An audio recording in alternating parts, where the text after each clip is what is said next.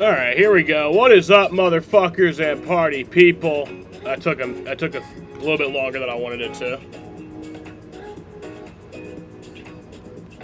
Yeah, we had some technical difficulties with the leaderboard.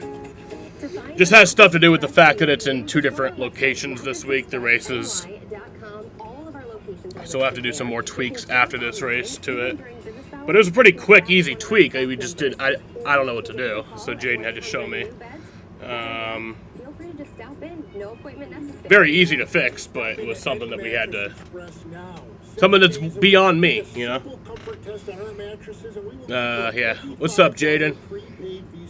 Thank you, Jaden, for helping me figure that out.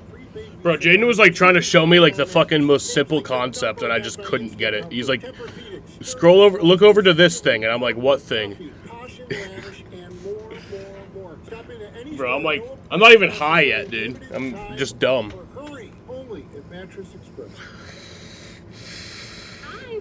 But yeah, it was just a little over 12 hours ago that I last saw you guys. That was a fun race last night. Really enjoyed it. And now we got a race at a new track. The road course. The road course in Connecticut, Lakeville, Connecticut, Lime Rock Park.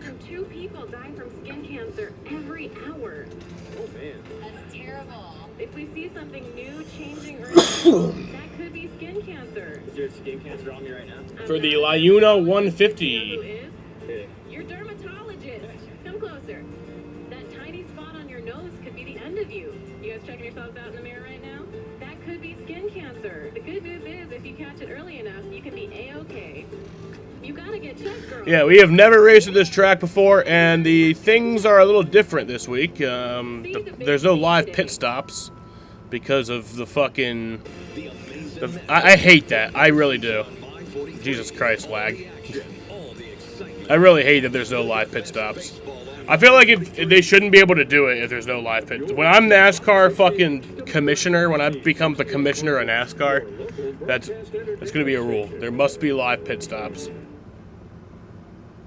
And it's like, what about the crews that are there? Like, they clearly know how to do at least something. It's probably not going to be as good of pit stops, but they can still do it. I don't know, bro. I hate that. Pit stops are part of racing.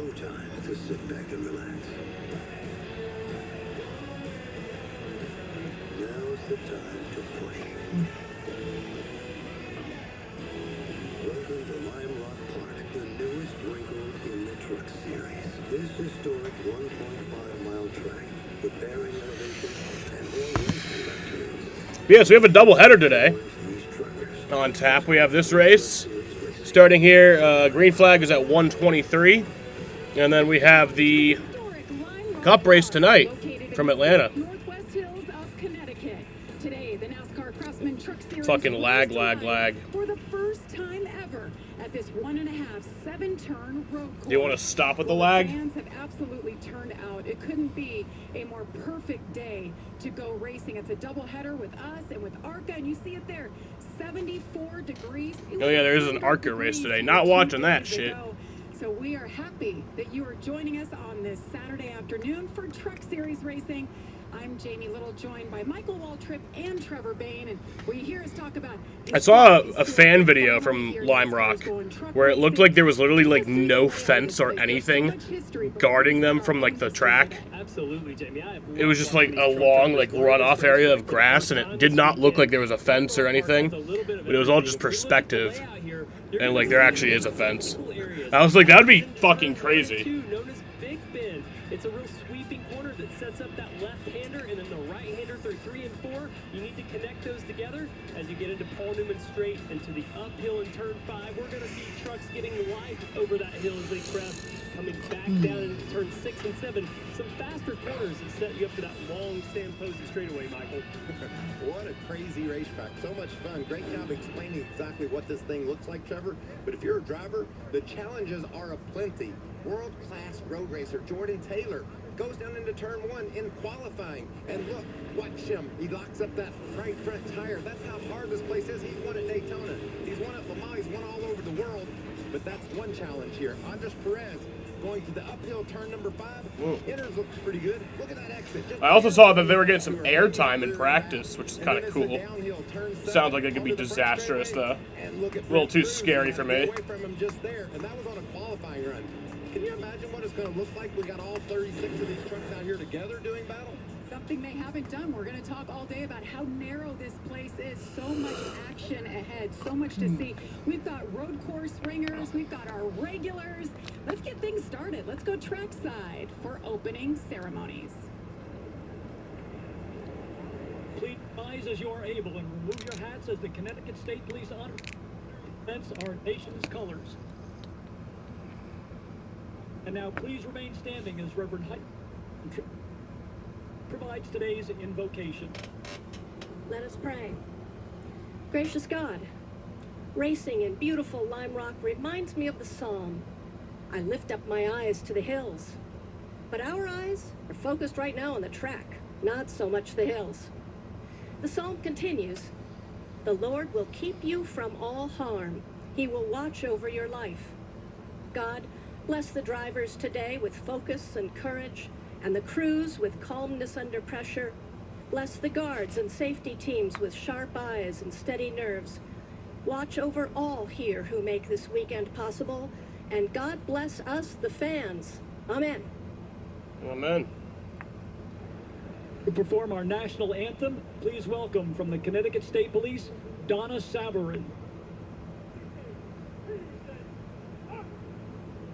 Oh, say, can you see by the dawn's early light what so proudly we hailed at the twilight's last gleaming, whose broad stripes and bright stars through the perilous fight o'er the ramparts we watched were so gallantly streaming, and the rocket's red glare, the bombs bursting in air, gave proof through the night that our flag was still there.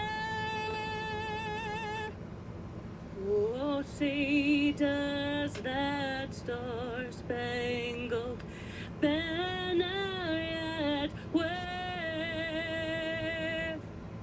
o'er the land of the free and the home of the brave. Woo! Rock, let's hear it for America. Donna Sabarin.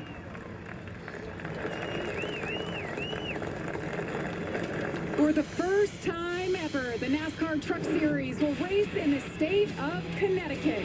100 laps from Lime Rock. I don't think Park. NASCAR itself has ever raced in the state of Connecticut. Connecticut is my least favorite of the 50 states, by the way. I want to point that out there.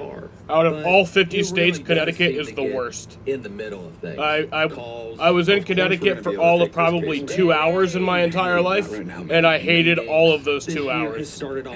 The traffic was insane Really. for no reason. The roads are terrible. Everyone Really thinks that they're super fucking stoked so to have smart there Morgan and Morgan and Eunice.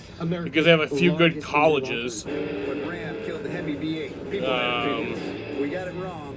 And we're fixing And it. also, the worst part about Connecticut is that since there's like a train station that like brings you right to Yankee Stadium, there's a lot of like Yankee fans in Connecticut, which does not make sense at all since it's New England. So there'll literally be like, there'll be actual people who are Patriots fans and Yankee fans, which is fucking crazy. A family business on the Or like Celtics fans and Yankee fans. Like, that's fucking insane. Gordon Ramsay's Secret Service, all new July 9th. So yeah, Connecticut is the worst of all the states. I hate it. Fuck Connecticut. It's Saturday night. You could be watching baseball, but guess what, buddy? You're stuck here, wondering if Liam's understanding of crypto is as deep as his V-neck. Or listening to Susan talk about her dog's gluten allergy. This is definitely not But yes, so the No, Saturday is for this. breakdown of the stages today. It's a 100-lap race. 35 laps is the first stage. 35 laps is the second stage. Wait, hold on. That doesn't math out. That math ain't mathing. That math ain't mathing, Bob. The NHRA on Fox.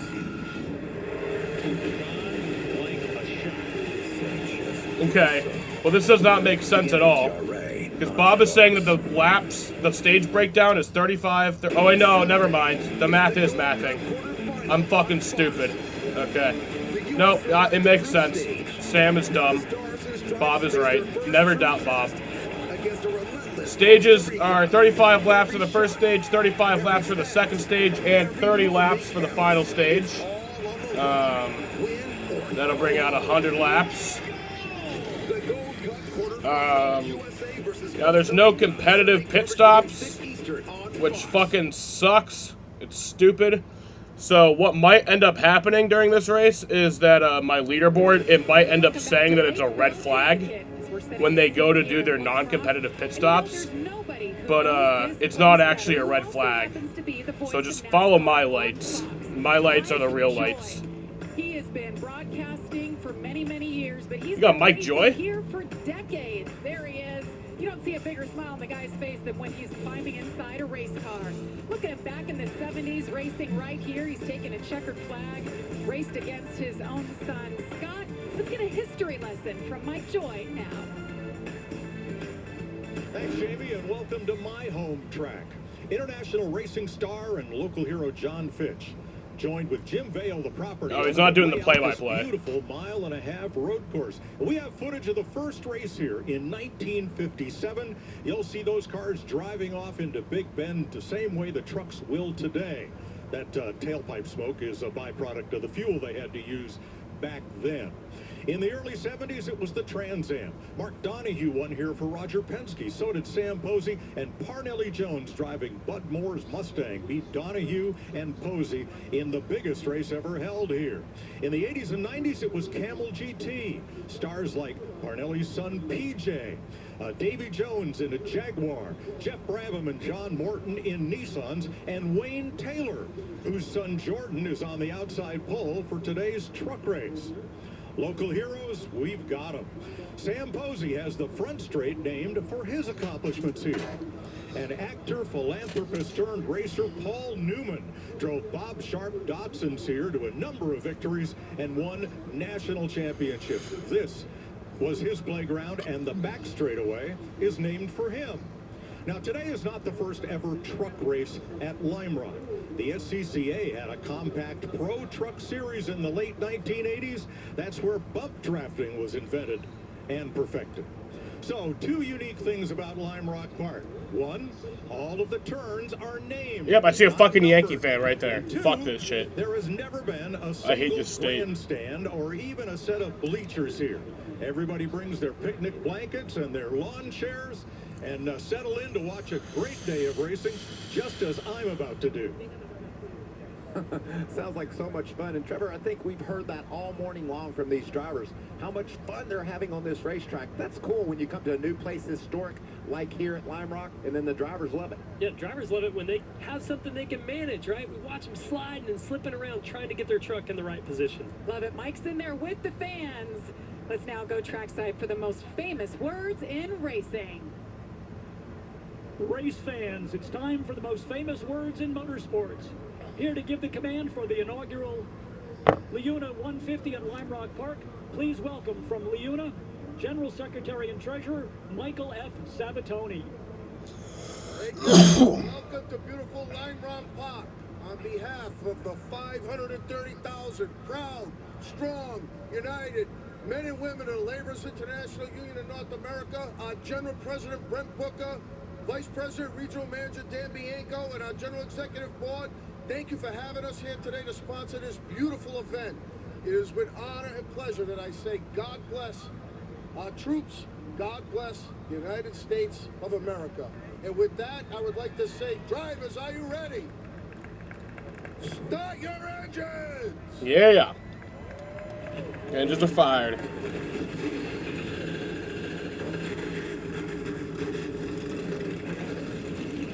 Well done. 34 trucks are fired. We'll make history. We'll wave that green flag from Lime Rock Park. That's all coming up next. 100 laps ahead.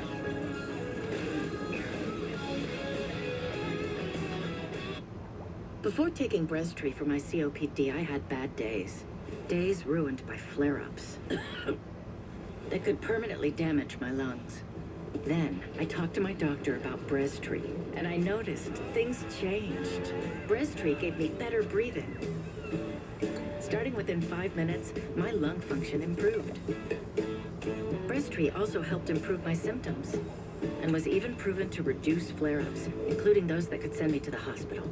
Now, I worry less about bad days and enjoy more good days. Breztri won't replace a rescue inhaler for sudden breathing problems. It is not for asthma. Tell your doctor if you have a heart condition or high blood pressure before taking it. Don't take Breztri more than prescribed. Breztri may increase your risk of thrush, pneumonia, and osteoporosis. Call your doctor if worsened breathing, chest pain, mouth or tongue swelling, problems urinating, vision changes, or eye pain occur. Can't afford your medication? AstraZeneca may be able to help. Ask your doctor about Breztri for COPD. How many swimmers are in the photo? Are you the smartest in the room? How did you figure it out? I'm not sure. This is working out great. The 1% Club, only July 8th on Fox. Here's summer, work or play. The new 25 Toyota Tacoma is a perfect fit. Buy your SR Double Cab 4x2 for $37,084 and get 4.75 for 60 financing. Signed, Burdick Toyota. See BurdickToyota.com. After a serious accident, choosing the right law firm makes all the difference. Here's Coley's experience with Stanley Law. Tony was relatable and easy to talk to. He listened to everything we had to say, and boy, he fought for us. Tony stayed on top of our case and made something happen. Tony and the rest of the team at Stanley Law are appreciated more than they'll ever know. At Stanley Law, we believe when we work together, we win. Look closely at this truck. You'll see hard work, a great adventure, and so much more. Inside and out, it's designed for the family, the road trip, and the most demanding job. The Ford F-150. It's time to see Ford in a new light. Right now, get employee pricing on a Ford F-150, plus $3,000 renewal cash for returning owners, only at your local Ford stores.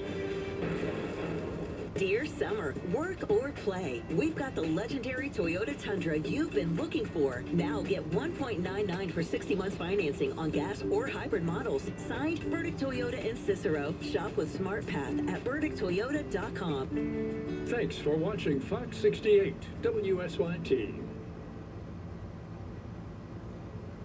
Welcome to Pocono Raceway for the NASCAR Craftsman Truck Series. This guy, Lane Riggs, first career poles. He's right there with a lot of speed. Lane Riggs lead the field down into turn one. Green flag back out. Lane Riggs on the inside. 7 is getting a restart violation right there. Lane Riggs will be your leader. Oh my goodness, how things have just changed. Checkered flag. He picks up his first win. Locks himself into the playoffs. Yes, my win pick today is Ty Majeski.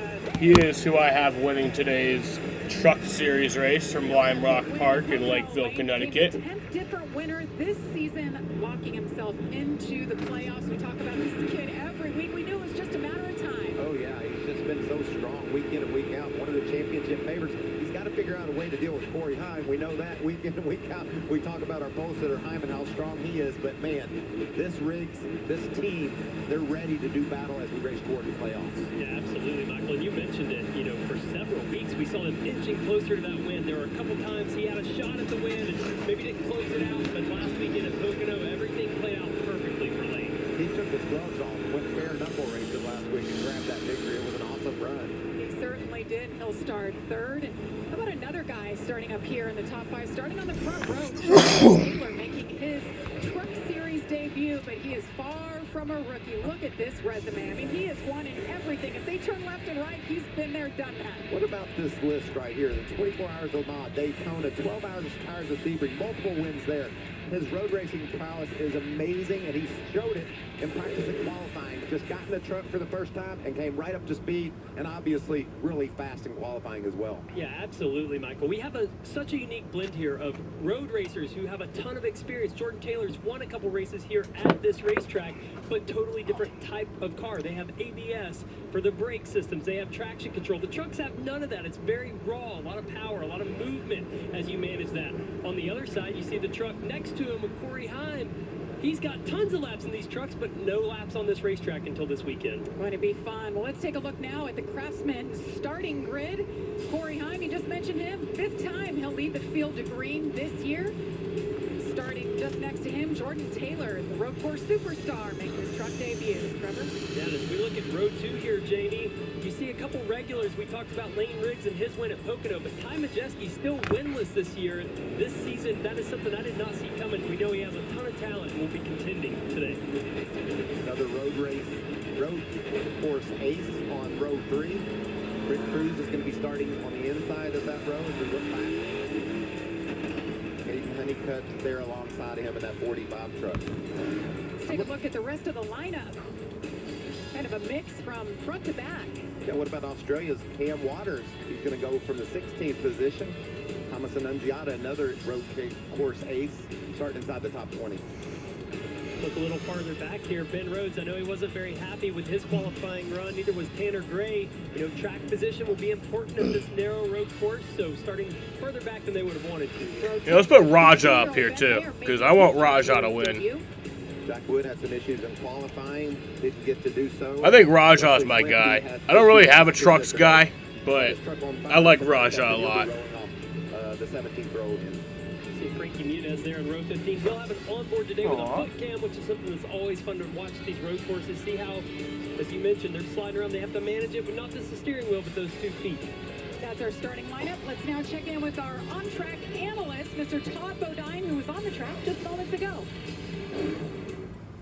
Thank you, Jamie.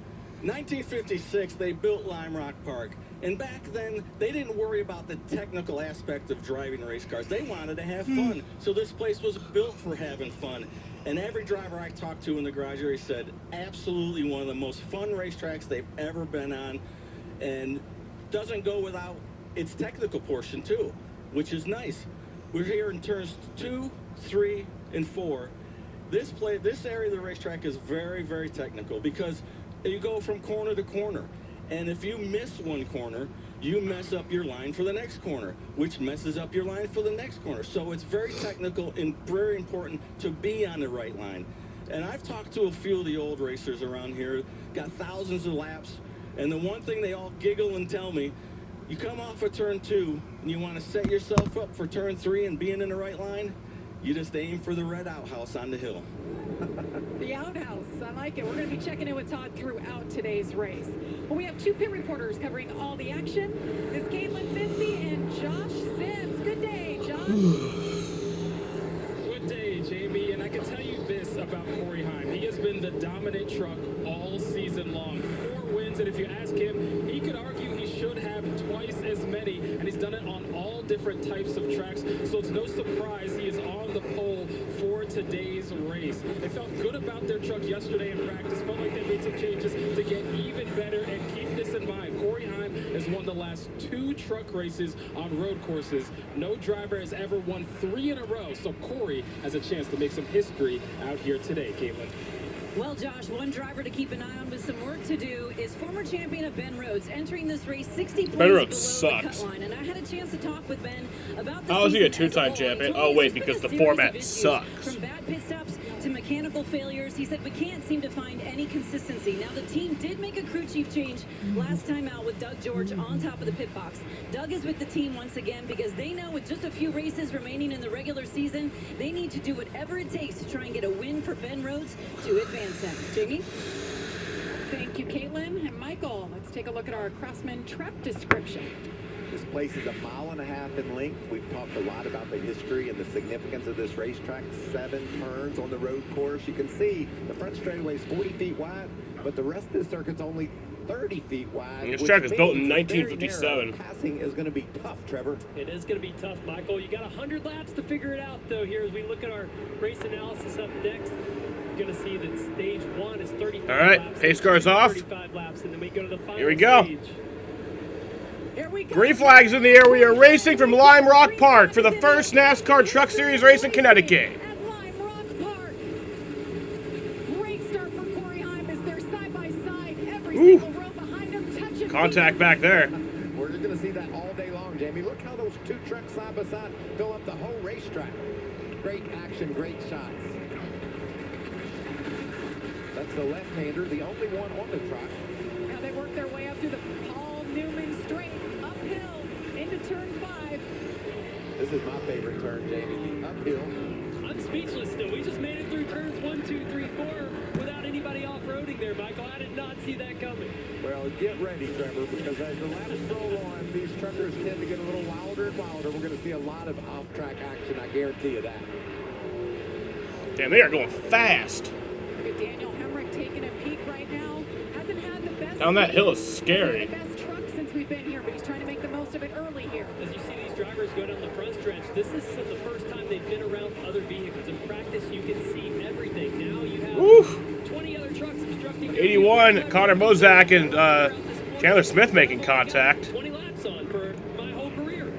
Saw Chandler Smith right there in the 38. Celebrated a birthday 2 days ago. Turned 20. Paul Newman straight, yep. With Connor Mozak. Connor Mozak, we talked about him a lot on the ovals, but road course racing is what he knows. This is where he's comfortable. Andres Perez in that 77 truck there behind those two. He looks like he's quicker than they are right now. Looking for a place to go. Is he going to go through wide? Man, they've been getting a little bit of air time up going up that fucking hill. That's terrifying. Fastest in that first group in qualifying. I like what I saw at Andres there, though. He tested the limits a little bit, and he saw, hey, this is not going to work out being 3 wide. I'm going to settle in, and I'm going to go back after him. He knows he has a fast truck. He's really fast in practice. Lap 1 on the track, as you mentioned, qualified well. Big Fox picked up this race, so there must be a lot of hype around. I've been seeing ads for this race for weeks on YouTube. Thomas Annunziata in that 07 truck, another road race guy. Just getting used to the truck. He's going to be solid all day long. Picking a winner, I mean, you got to take Corey Heim. He's been dominant all season long. But darn, Trevor, there's going to be a lot of challengers that Corey's going to have to turn away if he's going to win this race. Well, Michael, we've seen even on the ovals for Corey Heim, you can't just mail it in at the end of stage 2. He's won so many stages and been set up to win, gosh, 12 of our 14, 15 races so far, and then he's only won 5. What happens? You get a flat tire, you get used up on a restart. I can tell you if there's a late race restart, Corey is not going to want that with how things have gone for him lately. Well, this is the 15th race of the season. Corey Heim, he's led in every single one of them. And you mentioned stage wins. He Leading has now. a whopping 12. And Jamie, the last 2 second stages, he's won all 4. So when it comes down to go time, he is there week in and week out. What a job he's doing in that 11 truck. Well, and how about our top 4 guys? We mentioned it in the rundown. You have 2 regulars, Corey Heim, Lane Riggs, and then you have 2. What are these lap times looking like? They're not even getting to a minute. Something new. Some are learning the They're 55 seconds. Some are learning road racing in the track. 54, 9:41 is the fastest lap today. Jordan Taylor and Brett Cruz kind of stalking the Sun's coming out a little bit. Get better every lap as they learn the limits of these trucks. And Brett was awesome in qualifying. I mean, he came off turn 7, the downhill there we saw in the pre-race, and was all the way off the road and still qualified inside the top 5. So I'm looking for that number 1 truck to be a factor before this day's over. Yeah, Michael, and I talked to Brent after qualifying about that. He said his truck's just kind of bouncing a lot. There's more bumps on this racetrack than they could have predicted through their simulation. The drivers spent tons of time preparing for this race. They ran hundreds of laps on this racetrack, but it's never going to be perfect. There's always going to be something a little different when you show up here for the real thing. And Brent Cruz in that 1 truck, just the 2nd time he's been in this series. He's doing double duty running in the Arkham and Art series, so he's got double the lap times just this weekend alone than most everybody else. There's 3 doing double. Probably the fastest road course it isn't Watkins Glen. Yeah, I mean, this shit's crazy. I like this track. Sucks that it's in the state of Connecticut. And the kid, 17 I mean, fuck Connecticut. Just pounding him right now. I think he's a little bit faster than Jordan. Such a competitive series, Michael. I mean, you add in just first-timers, then the veterans that have been here for so long. Those road course aces. We have 16-year-olds. We got a 63 3-year-old. We got it all for you. Trevor, you talked about simulation and how much work, preparation. How old is Norm Benning? Is he in the race today? These race vehicles, and then the drivers doing their part online, racing this track, doing all the studying they can do. That's a huge part of racing these days. Absolutely it is. I mean, ideally, if you could come here and race something else. No, he's Gio not. Giro came and ran a TA2 car here. We mentioned Jordan. Norm Benning is 73. Who's the 63-year-old in this race today? If you can't get on the track, the best thing is to get on iRacing, to get in your simulator with your team, with the support you have, and make as many laps as possible. How can I get more used to the visuals? You see right there, Peyton Honeycutt tracking out wide using every ounce of asphalt through turn 5. I can't wait till we settle down a little bit and we can start showing some of these shots as we see Caden Honeycutt attacking on Kai Majeski through turn 7. Oh, Britt Cruz off the road a little bit again, it looks like up ahead of him. And look at Raja Caruth in the 71. Dale Quarterly, Can he step away 64 years old. Head toward Big Bend. And now, Kai Majeski has to give up that spot there for the most part. This Big Bend is a long... There's a fire at Lime Rock in practice. Oh yeah, I saw that. That was scary. Now with Raja Caruth, though, he can contend here through turn 3. Raja's set up for the right-hander, though. Is he going to be able to keep enough distance there to fight for that spot? He is doing just that, battling for that position. The only left-hander on the course. Look at that. A little contact. Raja Caruth on the hunt. The 98 of Ty Majeski, our defending series champion. Pit procedures for Lime Rock. This is a battle for 6th. And it is just that. That was some precision driving through the left-hander and the right-hander. Wow, let's take a look at that again. Yeah, the 98 there is struggling through turn 7, setting up that pass by Raja. Let's see what we Here's have our on the leader, Corey Heim. Woo, going wide. That tells you that they're just running right on the edge, Trevor. We see it every week with the trucks. These races are quick, they're short, and you know you better get it while the getting's good. And right now, you know, if you drop a tire off the asphalt, not that big of a penalty as long as you're going straight. As the race goes on, more and more and more trucks do that. They drop a tire off. That rut is going to get bigger. The consequences Yeah, are so going to just get no worse. competitive But pit that stops. turn 7, we Be like saw 3 Kai minutes to Majeski do struggling your through shit there. That is one of the most under the important stage corners on caution. the racetrack as we head down the hill to it now. Because that sets up the passing zone in turn 1. If you cannot get up this corner here with Lane Riggs going through 7, and you get back to the gas early, you're free to it, you're going to get somebody attacking every time as you get down this little straightway. Riding aboard with Lane Riggs. You see his view, looking at the leader, Corey Heim. It's a great day to be at the racetrack. It's all about the kids, all about the families. What a great day from Lime Rock.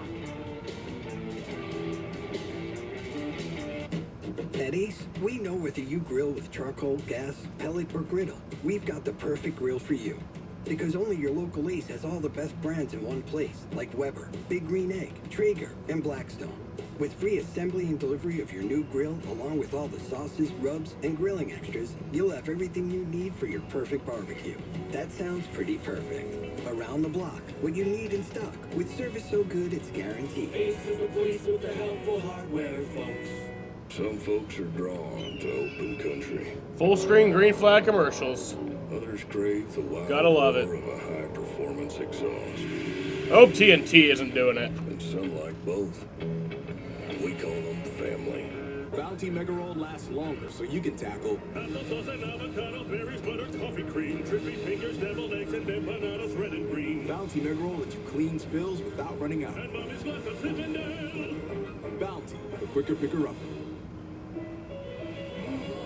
Making my way downtown, walking fast, faces pass and I'm homebound. And I need you, and I miss you. They say you can't change the game. While they're talking, we're out here dominating. So let them talk.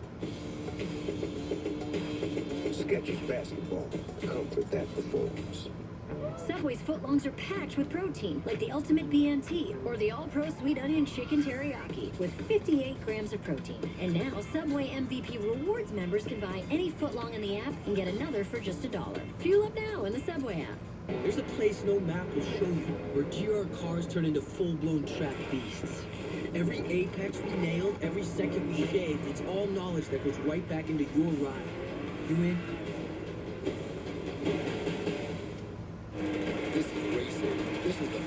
weekend of your summer. This is the Glen. NASCAR weekend at Watkins Glen. Get your tickets now at theglen.com.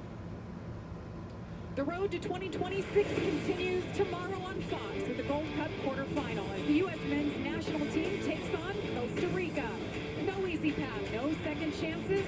Coverage begins tomorrow. That's at 6 Eastern on Fox. And back here at Lime Rock Park, where we stepped aside, Tanner Gray had a little off-road excursion. We're kicking up dirt all over this place, Jamie. We sure are. We've only had one truck truly go around this weekend, and that was Grant Enfinger this morning. Here's a look at the 15. Just swings wide into the corner, lost grip to the front end, and had to correct her, Trevor. And off the track he went. Yeah, and that's so important here to be able to get down to that curve you see on the right where Frankie Muniz is at. Tanner just got in a little bit too hot, pushes you out wide with that sweeping corner. As soon as you drop a left front, you see slip there with the left front off. It just pulls you all the way out. Oh yeah, that was weird when TNT did that. That was only for the Coke Zero 400 though. Yesterday. Big fire yesterday. Scary moment for him, but they got the backup truck out, got him back on track this morning. Used the qualifying as a little practice session. Tanner Gray, really strong at Pocono. Last week got second, but today he's just struggled. He's currently riding back in the 30th position. How about that, Jamie? How good you've got to be one week, finish the second, and how competitive things are the next. He's riding back in 30th. We've got 4 races left before the playoffs, Michael. It's go or go home, and he's one of those guys that he's in a must-win situation. Yeah, I think we've seen a ton of improvement for Tanner Gray for the second half of this first part of the season. He has been really fast, as you mentioned, second place at Pocono. But I got to be honest, this was not one marked on his calendar he was looking forward to. Not a big fan of the road courses. He's been working on it, spent a lot of time. We went to Kershaw and tested earlier this year. I talk about Corey Hyman, the amount of time he spends on the simulator. Tanner was on all those sessions with us. He was on there running laps, and it's just sometimes hard to correlate from the sim to the real thing, and this is not something he loves, that's for sure. Well, so many sights and sounds, so much challenges for the drivers. Let's hop on board with Lane Riggs for a lap here. Yeah, I love this. You're going to hear a lot of throttle modulations down in turn 1 with the downshifts.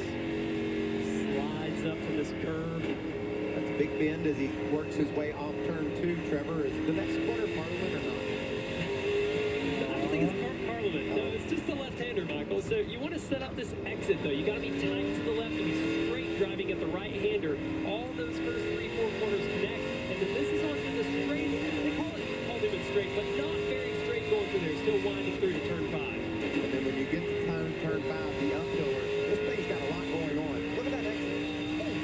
You just hop off that corner and head down the hill to turn 7, the downhill corner onto the front straightaway.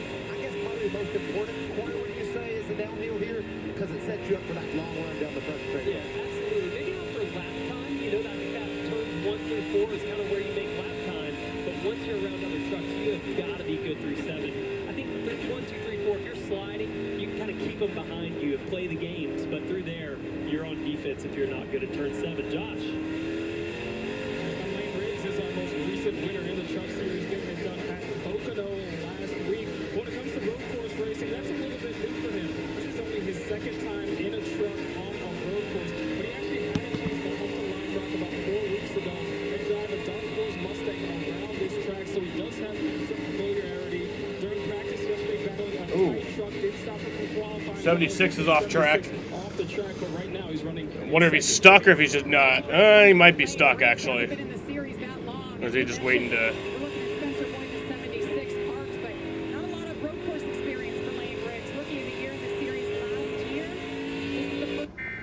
Okay, there we go. Fucking great. National weather emergency fucking thing. And now I can't even tell if the caution comes out.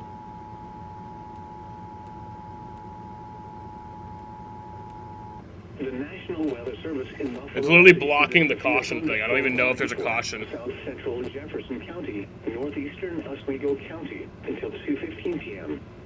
At 1:32 p.m., a severe thunderstorm was located near Sandy Island Beach State Park, moving east at 35 miles per hour. Hazard, 60 miles per hour with gusts and quarter-size hail. Source, radar indicated. Bro, I was literally blocking the caution thing. I don't know if there's a caution. Is expected. No, it's not. Okay. Well, now it's blocking it again. Locations impacted include Sandy Island Beach State Park, Pulaski, Adams, Selkirk Shores State Park, 9. Bro, I don't give a fuck about the severe thunderstorm warning. Get the fuck off my screen, you dumb fuck. New Haven, and Madison.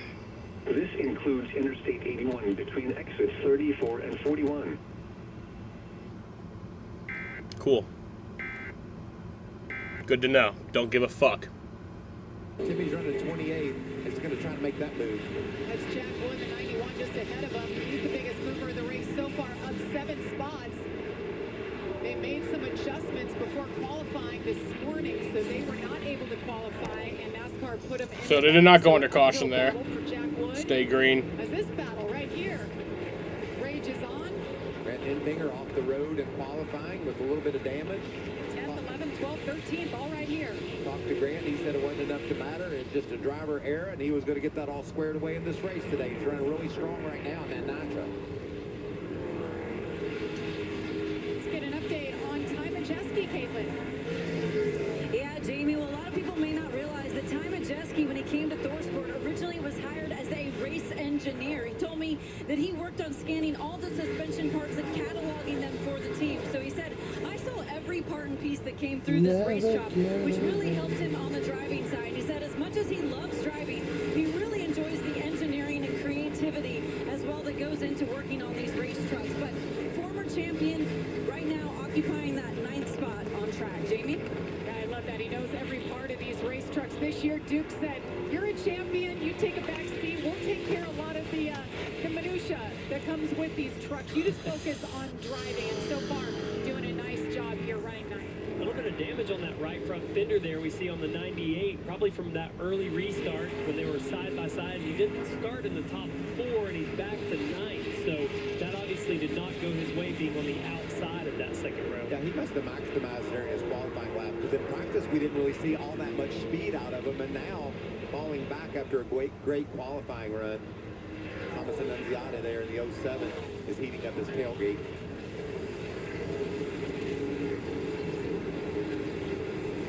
Let's go on board with Frankie Muniz. He has a couple unique camera angles. We can take a look at what he's doing out the back, as well as from the driver's seat, and see what he's doing with his feet. This is the Morgan & Morgan on board. Well, at 20 laps in, Jamie, you're going to start to feel maybe a little bit of brake fade if you've been close to somebody. So you're going to see him tap that brake pedal once in a while just to make sure he's got good brakes. You see it there down the front straightaway. Okay, the pedal's firm. I can push on that brake. But more interesting is watching that right foot, because this track is slick, as flat, as narrow as it is. You are just constantly trying to search for grip. You don't want to light up the rear tires. It is working, Jaden. But you can, just barely go to it a little much, make it rotate. Cody is king of the ring. Rear tires and not Yeah, it kind of is. get that grip you need. Caitlin. Well, Trevor, I did have a chance to talk with Frankie about the season. The last 2 races have gone a little bit better for the team. He feels like they are starting to make some gains. But of course, most people know Frankie Muniz from Hollywood in the acting world. And I asked him about the transition from acting to driving. He said, you know what? Honestly, driving is so much harder because unlike being an actor, it's not subjective. He said, as an actor, you can put in all the work, think you do a great job in a film, and the viewers might still not like it. But he said, as far as driving, it's very cut and dry. The results speak for themselves. They're pretty black and white. So he said, I know exactly where I need to improve. But very neat 16 to go in the first stage. Corey Heim out to a 4.5-second lead over Lane Riggs. Corey Heim's led every lap today so far. Malcolm Reboot, he was actually filming that while racing, but this is his first love. He has always wanted to be a race car driver. Morgan & Morgan and Muniz there. I saw him do some stuff on his social media, joining the Morgan & Morgan team. So it's cool to have sponsorships that love to activate around NASCAR. And Frankie Muniz is a great guy to do just that with. Tony Breidinger, Trevor, right behind him, trying to find a way around. Well, and I love what he said about the numbers don't lie, right? It's not an opinion of how are you doing necessarily. It is about what does that scoreboard say at the end of the day? And I always love that when I race. When we get done with this broadcast today, I might get a text or two from a friend. It's like, hey, good job, or you really messed that up, from Michael over here beside me. But when you're racing a truck, you can tell exactly how much time you're on, where is there time out. Now, the hard part about this is it driver? Is it the truck? Is it the setup? And so these drivers, whether you're leading the race, whether you're Frankie Muniz that's battling You know, back in 30th right now, you're trying to make your truck better all day long. Todd Bodine is our driver analyst. Todd, what are you seeing from Jordan Taylor so far? Well, Jamie, I was looking, he's almost 8 seconds back, and I'm thinking to myself, this is the road course ace, right? This is the guy in the field we all talked about coming in here and maybe stealing this race from you guys. So I went and talked to his crew chief, Brian Paddy. Brian, what's wrong? He said nothing. He said, this guy is just an endurance racer. This is what he does. His lap times have been the same almost every single lap, within a tenth of a second. That's incredible around this racetrack. So no issues, 8 seconds back, but just cruising along. You did tell him how fast these races go by, though, right? We're already 22 laps into a 100-lap race. Well, Corey Heim continues to lead, 4.9 seconds over Lane Riggs. We're going to step aside, but you won't miss a thing. We're going Fox side by side.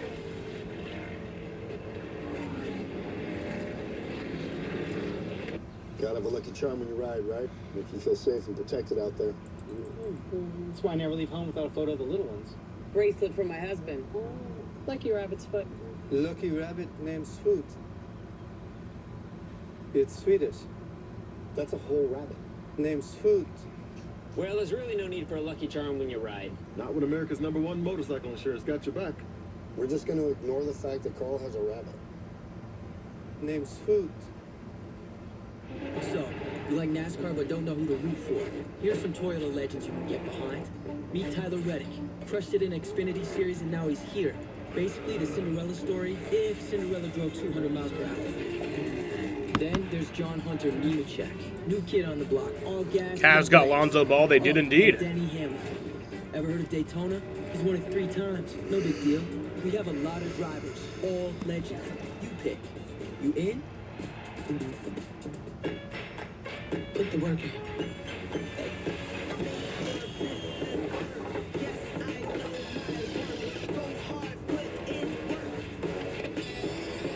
Mommy, I have to go potty. You gotta do it, please. Oh.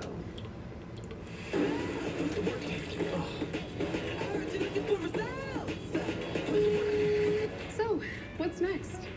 Craftsman. What you build, builds you. Put the work in. Sunday is the Gold Cup quarterfinal on Fox. The U.S. puts it all on the line against a relentless Costa Rica. It's win or go home. The Gold Cup quarterfinal, Sunday on Fox. Kyle Tucker leads the Cubs against Jose Altuve and the Astros.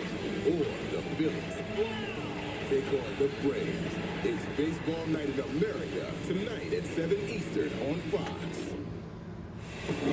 Welcome to Truck Country. So we have hit the quarter mark of this race now. Corey Heim has led every lap. My win pick, Ty Majeski, is running in 9th, and Rajah Caruth, the guy who I want to win, is running in 6th. One lap at a time. Burned into history. Welcome to the NASCAR Craftsman Truck Series. Our leader, Corey Heim, working his way around the lap traffic. He's already gotten around 2 of them, including one of his teammates, Tony Breidinger. That's the first truck he's seen in front of him all day, Trevor. That's to feel a little bit weird as he tries to work over Frankie Muniz down into Big Bend. Well, Michael, as these tires have gotten hot and worn out, the lap times have slowed down tremendously to 3 seconds from what we saw in practice. So now that delta from the leader to those 30th place trucks is not very big. It's within a second, so it's going to make it tough for him to pass. Even a truck that's not, in the top 5 or top 10, it's going to be hard, and it's narrow here. So he's got to be very patient as he works through these trucks. Nice pass. He gets around Frankie Muniz and puts him 1 lap down. Frankie just watches that 11 truck shoot across the uphill turn there. Nets got an Israeli player in the draft. This season, 914 laps. Yeah, Suns. It's incredible what he's done. He's led We really so far today. did good in the draft, man. I mean, obviously you never know until we actually play the games with these players, You never really know until a few years down the road, development and all that. We've seen super speedways, we've seen short tracks, What I mean. racetrack revivals like Rockingham and North Wilkesboro, intermediate road courses. Suns really did well. Every single one of those in multiple laps. That's not off of pit strategy. It's not off of staying out under caution. Like, he's legitimately that fast on every type of racetrack. Connor Mozak in the 81 running 7th now. Had a great run a week ago, finished 6th. What are you hearing so far, Josh?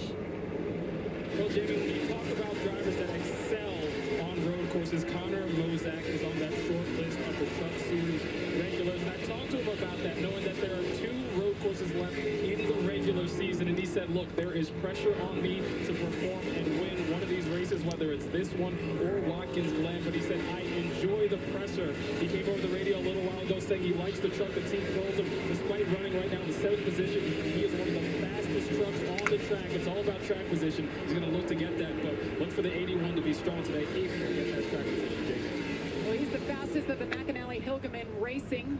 4 trucks out there. Somebody touched the dirt there, made a mess coming out of turn 7.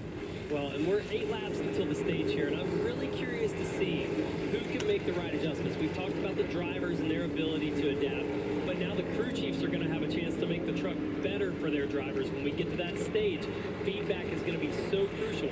I think we're seeing drivers like Jordan Taylor, Brent Cruz, that have road course experience start to maximize their trucks to the fullest extent, and they see that 34 and 11 are a little bit better. Where is that at? How do you make it better, Michael? And a young man like Caden Honeycutt, you know, you think of him as a short track racer. He's trying to figure all this thing, all those questions you just asked me, Trevor, he's trying to figure that out on the fly. And what a job he does week in and week out, maintaining that type of speed. Brent Cruz, another young racer that is just a road race ace. It's really cool to see these 2 worlds come together here at Lime Rock Park. Brent Cruz, the 17-year-old from Hickory, North Carolina. I mean, they start racing so young.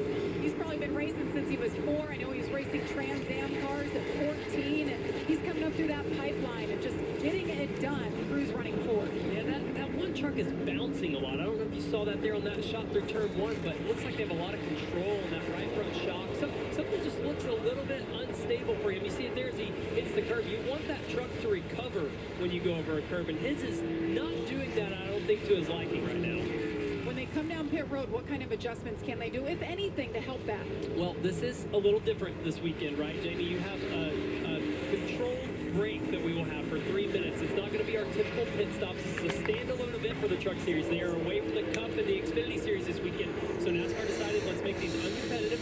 We will come down. You won't lose your position. So in that, I really hate that. You have way more time than you would typically have in a 16-second pit stop to work on maybe shots, maybe work on some rebound or some compression, some little things that might help the ride quality of that truck. Those engineers on the pit box, Jamie, are just wearing those computers out right now, asking it questions. What's the tendencies? What can we do if this is a scenario our truck's faced with? And Britt's done a great job all day long. And I know, Trevor, you've been in touch with him about what his truck's doing, what his challenges are, and that's exactly what he's dealing with, a bouncy truck. Chandler Smith with himself. He was sideways coming off of turn 2. Battle for 7th with Raja Caruth. Taylor's got a lot of speed here. Started off practice this morning a little bit slow. I was worried about him, but man, they've regrouped. He's faster right now than Raja in that 7th position.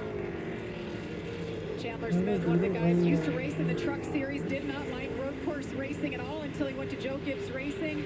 Something clicked for him. Now he's with a different team this year, and he's embracing it. I think you have to have a good attitude, or you're going to beat yourself if you show up and say, I hate this. Absolutely, and something I'm seeing even more now, Michael, is these drivers are learning how to pace this next 35-lap run, because we are 4.5 seconds slower than the pace that they qualified at. That is tremendous for fall-off at a 1.5-mile track. I think some of these drivers, like we saw Chandler Smith and now Jake Garcia, they might have gone out like a rocket, but now this truck is ill-handling, sliding around. You see Ben Rhodes and Matt Crafton right behind him there trying to figure out their trucks as well.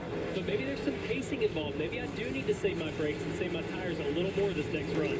A couple of 3 teammates here doing battle, and a couple of those teammates are champions of this sport. So Jake's doing a good job of leading Ben Rhodes and Matt Crafton as they race inside the top 20. But I'm telling you guys, how competitive are things? You would expect any one of those trucks could be leading this thing. That's how deep the field is here in the Craftsman Truck Series. Beautiful looking ThorSport trucks as they're all over Andres Perez, Spire driver. Here's the big hop off that uphill turn 5. Just love hearing that. I do too. Hear those motors scream. Woo! Did you just put your hands in the air, Michael, as we went up over that like a roller coaster? I feel like I am on a roller coaster. That's fun. I did the woo for you that time. I feel like every time we look at that, we get some sound effects. Look at this battle. Spencer Boyd, we know he had problems early. Now he's all over.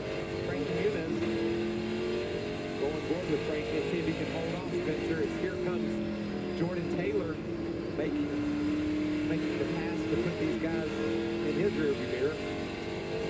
Jordan Taylor right there running third. Greg Cruz is now in that frame as well, right behind Jordan Taylor. He's closed that gap to within a tenth. See if he can try to get by through this traffic here. That'd be big for Brent to be on the inside of this next restart. If he can make it there. Watch this big dive. There you go. Down into Big Bend, takes that inside road. Jordan Taylor so used to running around other cars, multiple series running in the sports car world. Multiple speeds too. There's different engines and different rules for different cars, and you got to figure all that out. Jordan's doing a nice job here as he battles in the field. And we see Brent right there with him within a truck length now. It's one thing to catch someone, but now to make this pass. We saw the one truck struggle in turn 7, which we said is a very important corner in qualifying. Went off the track a couple times there. Coming out of the downhill, turn 7. 2 laps to go in stage number 1. Teams.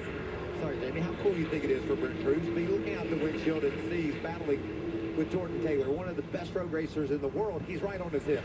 And I look at Brent and think about a Connor Zillage, right? They just storm onto the scene at 17, 18 years old and start winning races. Where did that come from? What have they been doing? And So 2 to go on the stage here. You know, him and Connor have grown up together. They've raced together so much. He's about a year younger, but was always kind of right behind Connor in their progression. So I would definitely look to him to be this good on these road courses. And this is a stepping stone, a development series. You use the ARCA Menards into the Truck Series, Xfinity, to get to Sunday racing. Connor Zillage, you just mentioned him, doing a fantastic job. Won the race last week in the Xfinity Series.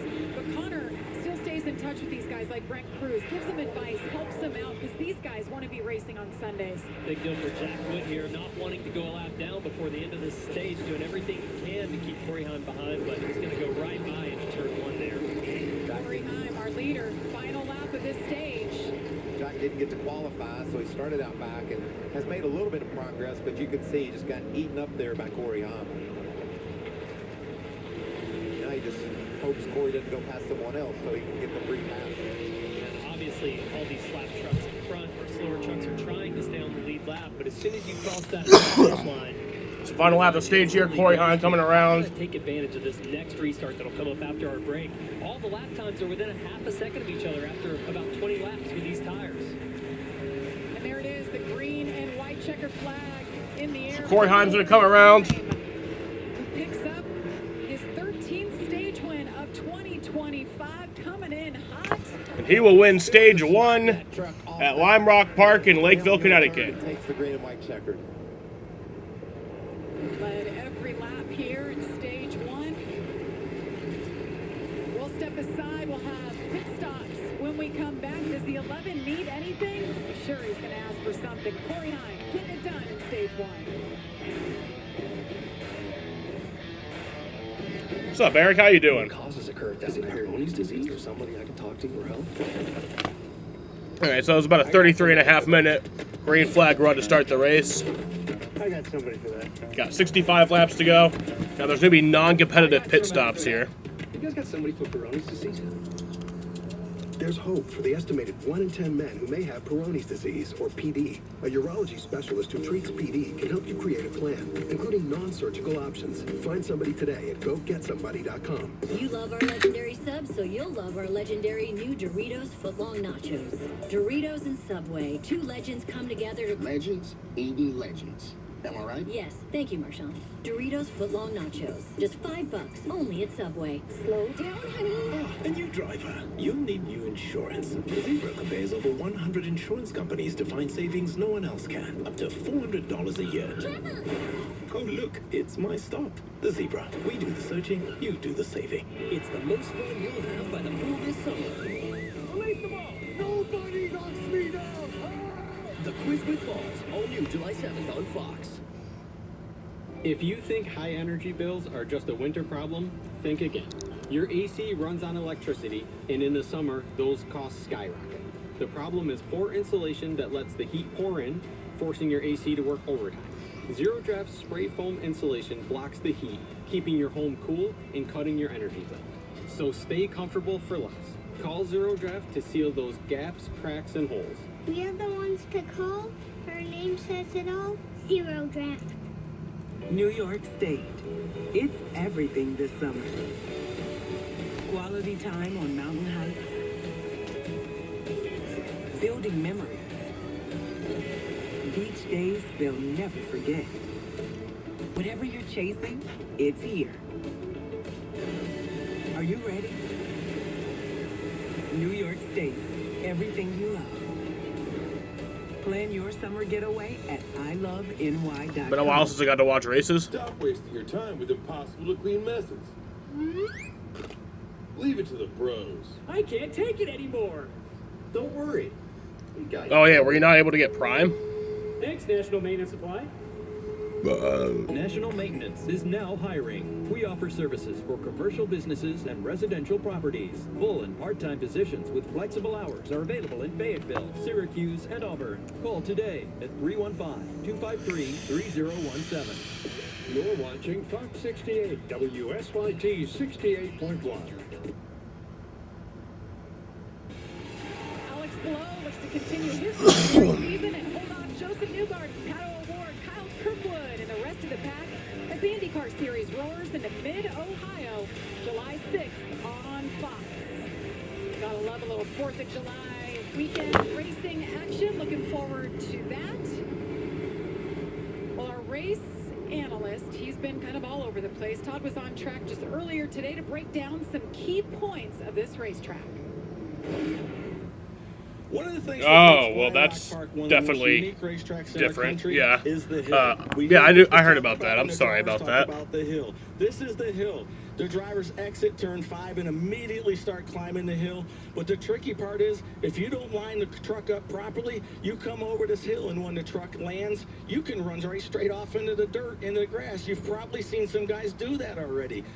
And when you come up over the hill, if you run wide open, the truck as fast as it'll go, the front tires come up over this hill and they get right off the ground. You might have seen some of that also.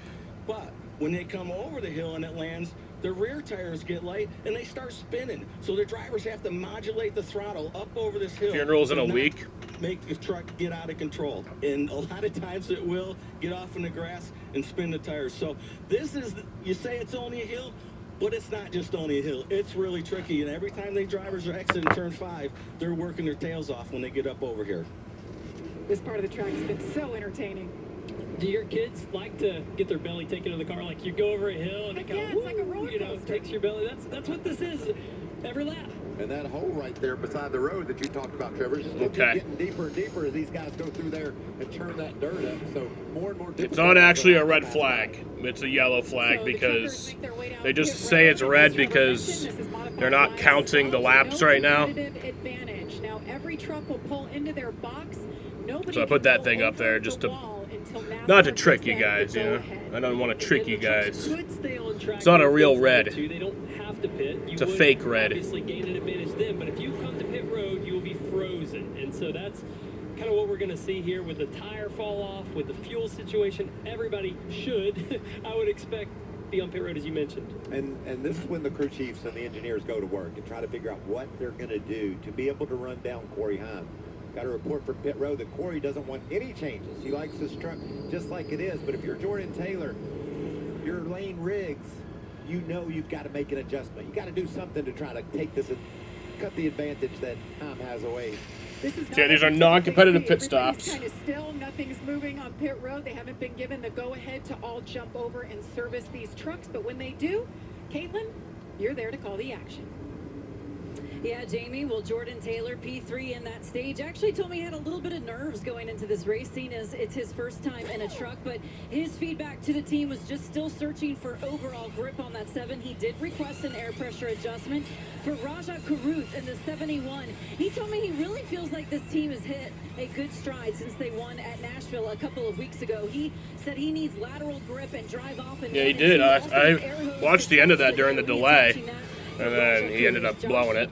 But Corey Heim has led every single lap of this race so far, and he feels really good, as Mikey said, about that truck right now. 13th stage win of the season. He said he was losing grip towards the end of the run. That's just a matter of getting him some tires. We'll see how things shake out in this next stage for Corey Heim. As far as the 34 of Lane Riggs, he said he was tight in the left-handers, felt like he's heating up there, and he said he needs drive off and all the right-handers, so they're going to make an air pressure and a wedge adjustment to help out the 34 to give him something to try and track down that 11 truck.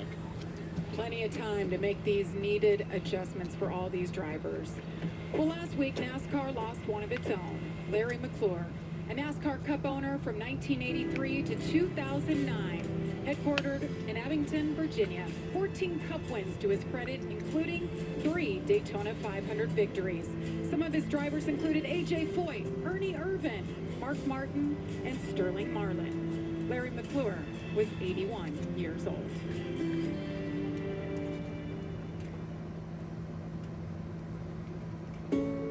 Your mental health is better. Causing uncontrollable body movements called TD, tardive dyskinesia, can feel embarrassing.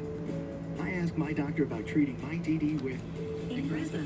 #1 prescribed Ingrezza is clinically proven to treat TD, quickly reducing TD movements by greater than 5 times at 2 weeks. 98% of people were still satisfied with Ingrezza after 2 years, and you can keep taking most mental health meds. Ingrezza can cause depression, suicidal thoughts, or actions in patients with Huntington's disease. Call your doctor if you become depressed, have sudden behavior, mood changes, or suicidal thoughts. Don't take Ingrezza if allergic. Serious side effects may include allergic reactions like sudden, potentially fatal swelling and hives, sleepiness, the most common side effect, and heart rhythm problems. Know how Ingrezza affects you before operating a car or dangerous machinery. Report fever, stiff muscles, or problems thinking, as these might be life-threatening. Shaking, stiffness, drooling, and trouble with moving or balance may occur. taking control starts with asking your doctor about Ingrezza. Okay. Look closely, and you'll see adventure, discovery, even a little mud. These 4x4s provide the muscle, tech, and durability needed to go anywhere. The Ford Bronco and Bronco Sport. It's time to see Ford in a new light. Right now, get employee pricing on a Ford Bronco, plus up to $2,000 bonus cash, only at your local Ford stores. At Holbrook Heating and Air, we bring experience, dedication, and a personal touch that you only get from a family-owned business. That's the Holbrook advantage. For 2 generations, we've helped upstate New York families stay warm in the winter, cool in the summer, and enjoy healthier indoor air quality year-round. For new installations, repairs, routine maintenance, choose a name you can trust. Holbrook Heating and Air Conditioning is your hometown expert. Your comfort is our business. Julian Reese signed with the Lakers. It's here. The new Chevy truck or SUV you're looking for is here at Burdick Chevrolet. So come lease your new 25 Chevy Equinox LT compact SUV. Now just $295 a month for this exceptional everyday driver. Or $429 a month with 0 down payment. 6.6 for 72 financing available too. Over 120 trucks and SUVs. Here at Burdick Chevrolet at Drivers Village. Together, let's drive. Welcome to Truck Country. Welcome to the NASCAR Craftsman Truck Series. Coming up later today on FS2, the ARCA Menard Series takes to the track here at Lime Rock. Action starts at 4 Eastern, and then tonight the Cup Series is under the lights at 7 Eastern on TNT. Wish our friends who are part of that broadcast for the next 5 weeks the best of luck. Back here at Lime Rock Park, stage 1 is in the books. Corey Heim led all of the laps so far. You see he maximized the points there, got 10, all the way down to Thomas Annunziata.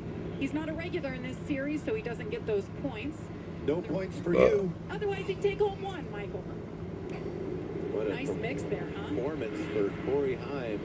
We talked about our truck regulars give the advantage at the beginning of this race to the truckers, taking down third and fourth there, the road course ringers that we brought to town. Well, to nobody's surprise, Corey Heim happy with the truck, no adjustments, but I think pretty much everybody else behind him made some adjustments there. Yeah, and on that points, just real quick, Ty Majeski, 2 points.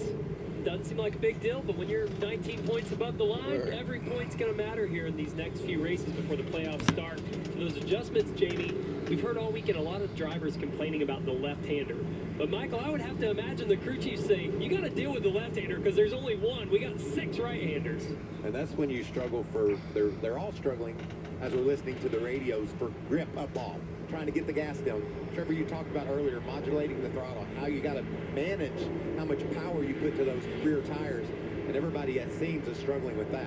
Absolutely. And as those laps clicked on, we saw that issue get worse and worse and worse. So we heard Brian Patty talk about Jordan Taylor being an endurance racer. But Jamie, you said, does he know how short these are?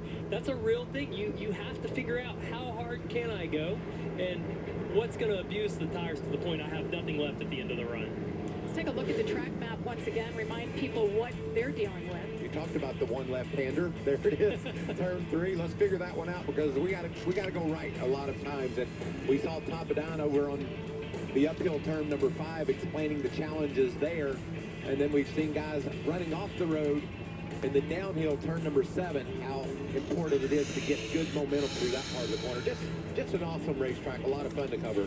Absolutely, Michael. And, you know, you have those challenges of those faster corners, but turn 1 is really the only braking zone maybe. I've seen people have lockup, where they're using max pressure, having to get into that pedal after that long Sam Posa straightaway. You can always pause my stream for like 40 seconds or whatever and then resume the stream once it's all like synced up. First, I want to give an attaboy to Caden Honeycutt. This is his first road course race ever in anything. And he qualified 6th, and he's running 6th, doing a great job. He came in for a pit stop, get that tire changed. I've never seen this before in my life.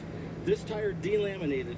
This is the actual rubber of the tire, the part that hits the racetrack. This is the cording underneath in what the carcass is. It's called the carcass.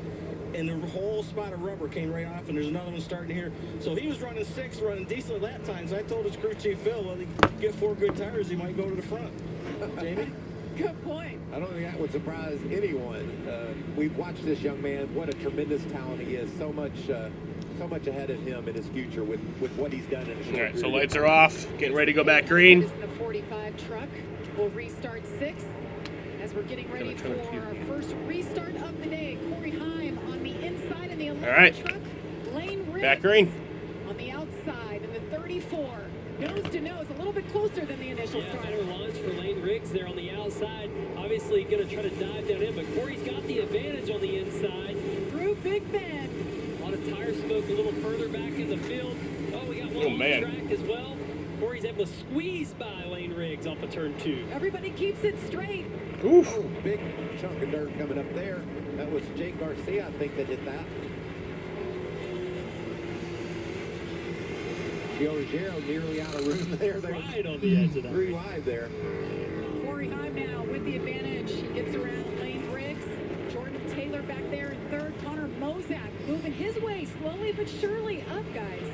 Got that right. Giorgio looks to the inside of Grant Enfinger into turn 6. That curving there, you want to stay off that. It's very aggressive as you climb up on it. Wasn't able to make the move. Brent Cruz getting really aggressive there. Makes his move forward. One of those Tricons. So lap 70 will be the end of stage 2. Cruz there. Couple of McAnally Hildeman trucks there. The Napa truck for Oh, yeah, that makes sense. racing along with Tyler Ankrum. The truck. Andres Perez, super fast all weekend. We see him on the inside, trying to catch Daniel Hemrick as well. Kind of going to be hung up on the outside through turn 3. Not ideal. As you see if he can stay in the right position for turn 4. 66 is Cam Waters from Australia. Checking out the NASCAR scene here in America. He runs the supercars over there, just like SVG that we've seen on Trek here and making his 3rd start in the trucks. 3 wins in the Supercar Series, and we know how tough that is. Great job by this young man. Scott McLaughlin came over to the States from the Supercar Series. He's racing in the IndyCar Series. These trucks are running just outside the top 15. just so hard to pass, Trevor. We're seeing guys run basically the same speed, but they just can't get anywhere. Yeah, those restarts are kind of everything to get 1, 2 positions. We've seen our biggest movers are only up 2 positions, so it's just tooth and nail as you see Caden Honeycutt. I'm shocked, Michael, to hear Todd Bodine say, never been on a road course in anything. We've talked about drivers who haven't been here, but they've at least run somewhere. So for Caden Honeycutt to be in the top 5 right now, I'm blown away by that. And we don't test in this series, so if you're kind of new, you're watching the truck series for the first time, these kids don't get to go out and run trucks and get a bunch of laps. They had a practice session yesterday, they had a 20-minute qualifying session this morning, and then here you go. What is it about Caden? You do this every week, Michael, but I feel like he gets overlooked a little bit for the speed that he's had in these mile-and-a-halfs and, you know, just doing a great job. He hasn't been overlooked by not by you, by me or Kevin Harvick. Kevin was the one that clued me in on him at the start of the season. He said, watch this young man. He's an extremely talented young short track racer. And then as soon as you see him get out on the big track, he can do that. Like you said, no road course experience. Here we are talking about him inside the top 5. He's just special. There's some guys that come along every now and then and they get your attention right off the bat. It's not Caden Honeycutt is that guy for me.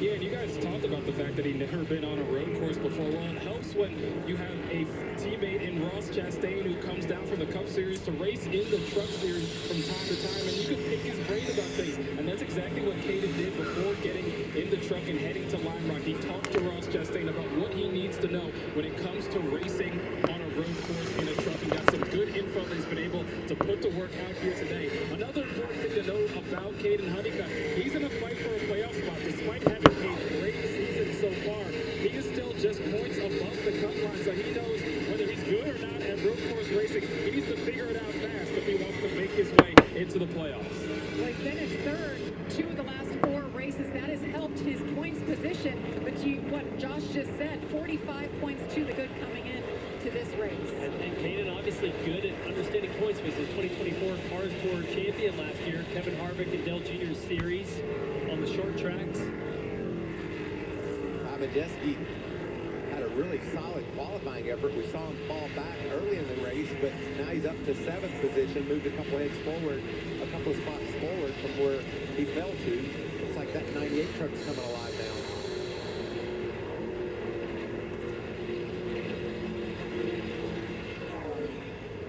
So we saw Brett Cruz was pushing Grant Enfinger, but he's falling back. He's in 11th right now, trying to make up some ground here. Yeah, lost 7 spots on that restart. Didn't quite see where he got moved or pushed out. He was 4th, so we know he was on the outside. We saw a few trucks hit the dirt there with Stuart Friesen and Jake Garcia, so could have just been pushed wide by not having that leverage in turn 1.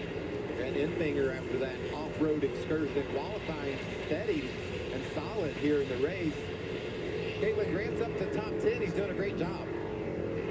Yeah, Michael, he certainly is. And he told me earlier that he's really focused on these road courses. It's been a big priority for him because they've been a struggle point for him over the years. So he said, I honed in. Okay, another one.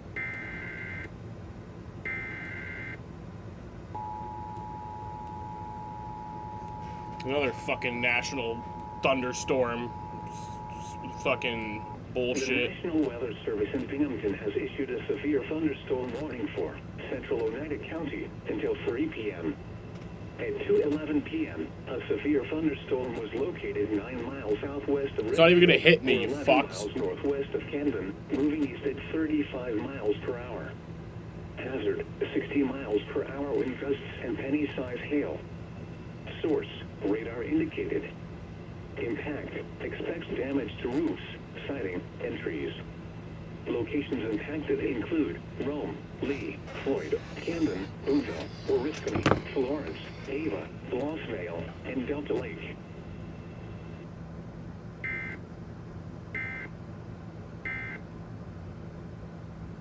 Again, back to those restarts, it is because Brent Cruz, we just talked about, running 3rd, 4th, really fast, and now he's behind Grant.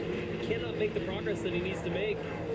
Watching this battle here, a lot of our McAnally Hilgeman trucks in the frame, the ThorSport truck, the 66, Cam Waters, diving to the inside of Tyler Ingram into turn 1. Battle for 14. Cam Waters trying to take it from Tyler Ingram. Can he do it as they work their way up to the left-hander? got the advantage, but he's going to be on the outside here. I think he's got him. Cam Waters, 2 races in the Truck Series, both on ovals, but this is his thing, running on road courses, and he does it, Michael. Moves up 1 spot, Cam Waters to 14. Look how tight this is, Trevor. We've seen that all day long. Every time you look in your mirror, there's somebody trying to dog you. Yeah, and this is frustrating. I ran here, gosh, 18 years ago in the K&N series, and you would catch someone an inch at a time. You get right behind him, make one mistake, and you lose 5 feet. You got to restart. Tell yourself mentally, I just got to gain that a little bit. Don't overdo it. When you try to gain a car length, you end up making a mistake here at Lime Rock. Andres Perez qualified in the top 10. Great speed in that 77 truck right there. Got a lot of pressure from the 99 of Ben Rhodes. And I like what Ben did there, Jamie. He knew that he could not get side by side with Andres, but his thought was, I'm going to dive to the inside. Maybe he'll overdrive it, make a mistake, slide up the racetrack. Andres was very disciplined not to do that. But sometimes when you cannot get that position, you just want to get them looking in their mirror a little bit, Mike. Okay, dude, I get it.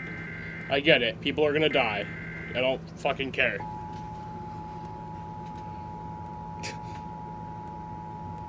Trying to watch the damn race. Gotta deal with your bullshit. The National Weather Service in Binghamton has issued a severe thunderstorm warning for central Oneida County until 3 p.m. At 2:11 p.m., a severe thunderstorm was located. It's not even gonna hit me, you fucks. Southwest of Redfield, or 11 miles northwest of Camden, moving east at 35 miles per hour. Hazard: 60 miles per hour wind gusts and penny-sized hail. Source: radar indicated. Impact: expects damage to roofs, siding, and trees. Locations impacted include Rome, Lee, Floyd, Camden, Boonville, Oriskany, Florence, Ava, Blossvale, and Delta Lake.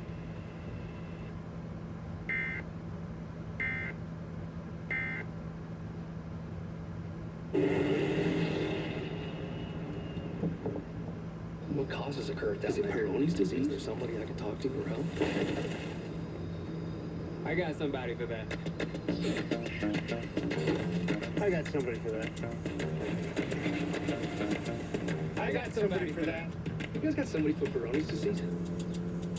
There's hope for the estimated 1 in 10 men who may have Peyronie's disease, or PD. A urology specialist who treats PD can help you create a plan, including non-surgical options. Find somebody today at GoGetSomebody.com. Look at that hottie, the Takis Fuego meal. Wendy's spicy chicken topped with crushed Takis chips and Fuego fries inspired by Takis. So Takis fans, you're welcome. And new Takis fans, good luck. For an intense new take on Takis, gotta be Wendy's. Not feeling the grays but don't want a color? Try Just for Men Control GX Gray Reducing Shampoo. Just shampoo like you do to gradually reduce grays. Now boosted with keratin. Hair looks 2 times thicker to keep you looking your best. Control GX Shampoo. Shady Rays sunglasses. Break them or lose them. Or replace them. Easy as that. Kyle's gonna need new Shady Rays Titan. Let's get him another pair. Fast.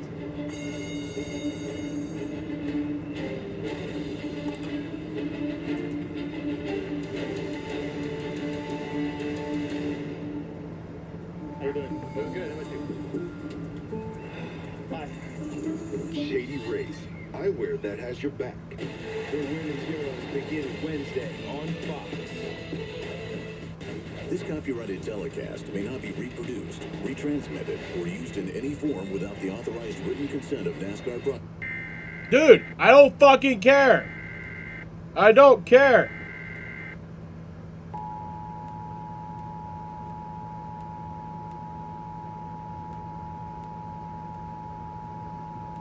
The National Weather Service in Buffalo has issued a severe thunderstorm warning for south central Jefferson County, southwestern Lewis County, eastern Oswego County until 3:15 p.m. I don't give a fuck about your goddamn fucking... thunderstorm was located over I don't care about the world ending, dude. I just want to watch the damn race in my final moments. If the world's gonna end. 60 miles per hour wind gusts and quarter-size hail. Source: radar indicated. Impact: hail damage to vehicles is expected. Expect wind damage to roofs, siding, and trees. Locations impacted include Larville, Central Square, Redfield, High Market, Barnes Corners, Whetstone Gulf State Park, Constanza, West Monroe, Denmark, and New Bremen. This includes Interstate 81 near exit 32.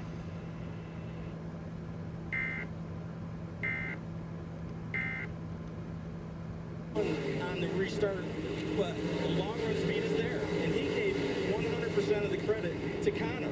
He said this kid understands how to save these tires, not burn them off the first 10 laps of a run, so that it keeps running at the end.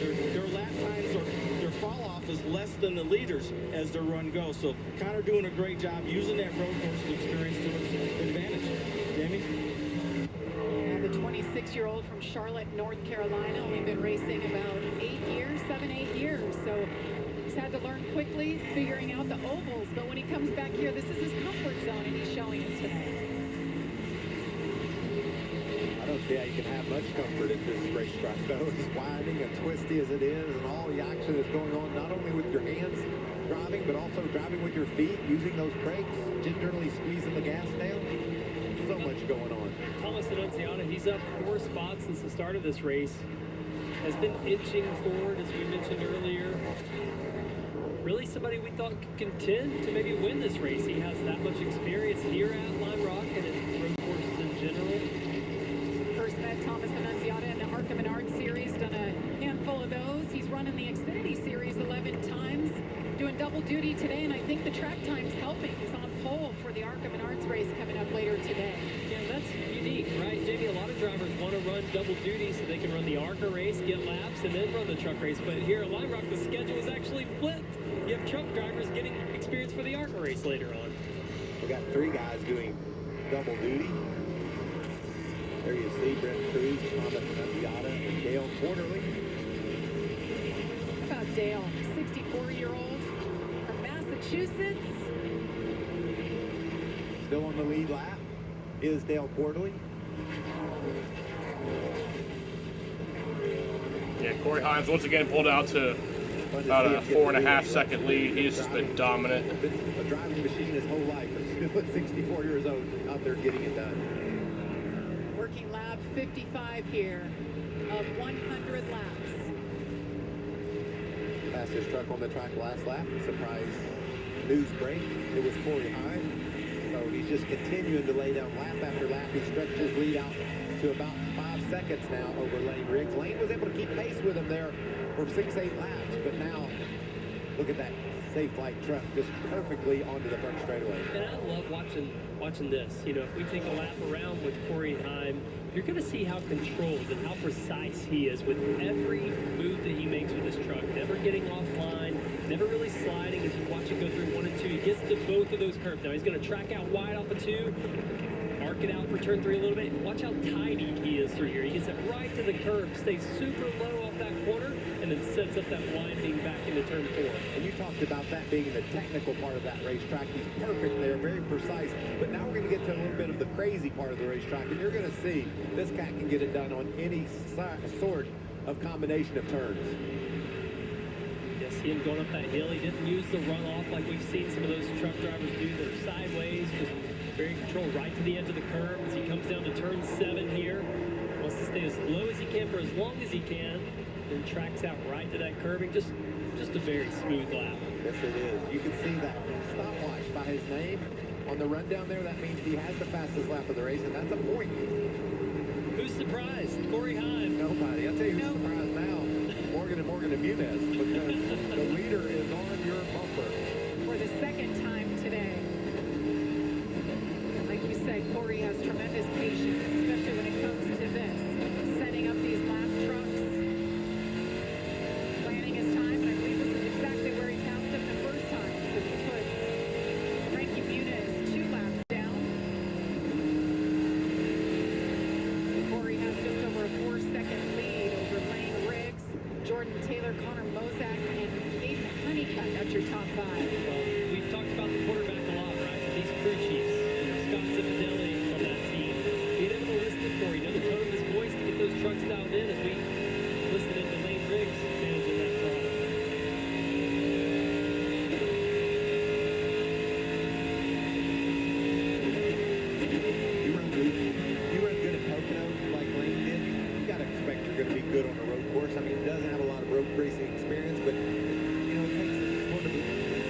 skill set to get it done at the tricky triangle.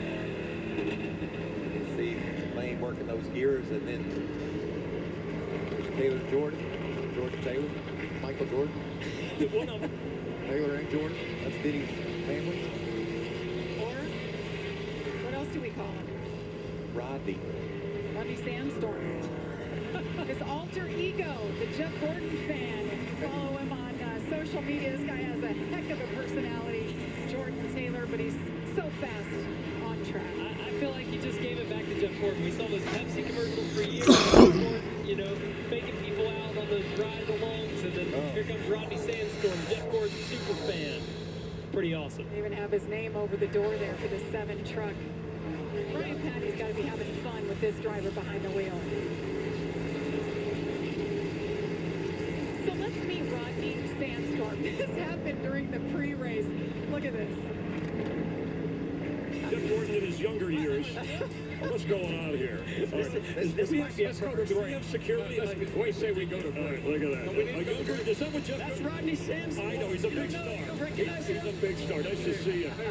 This is Jeff 20 years ago, right? Is that Yeah, nice to meet you, Rodney. I think you should stay away from my daughter. Thanks for coming by.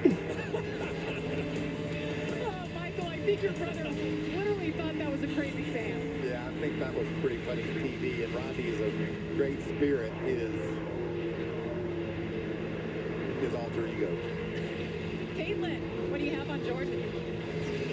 Yeah, guys, well, I had a chance to talk to Jordan earlier, and he told me he loves coming over to the NASCAR side of things, describing it as a very different world, of course, from what he's used to with a more old-school feel. And he said there's also a lot less meetings, which I really have enjoyed, but he believes his road course experience is definitely going to help him today, describing this road course as a little bit more on the simple side, he said, with only 7 corners.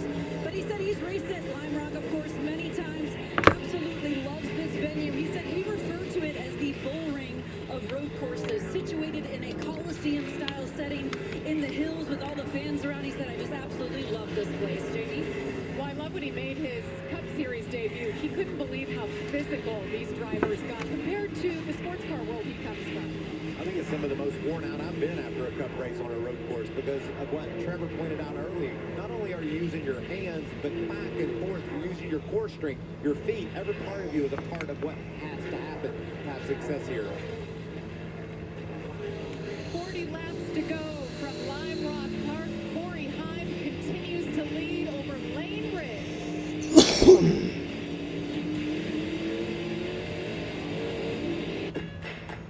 Put the work in.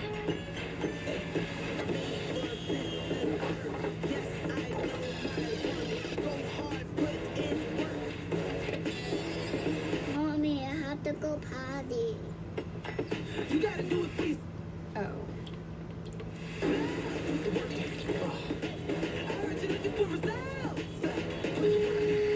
So, what's next?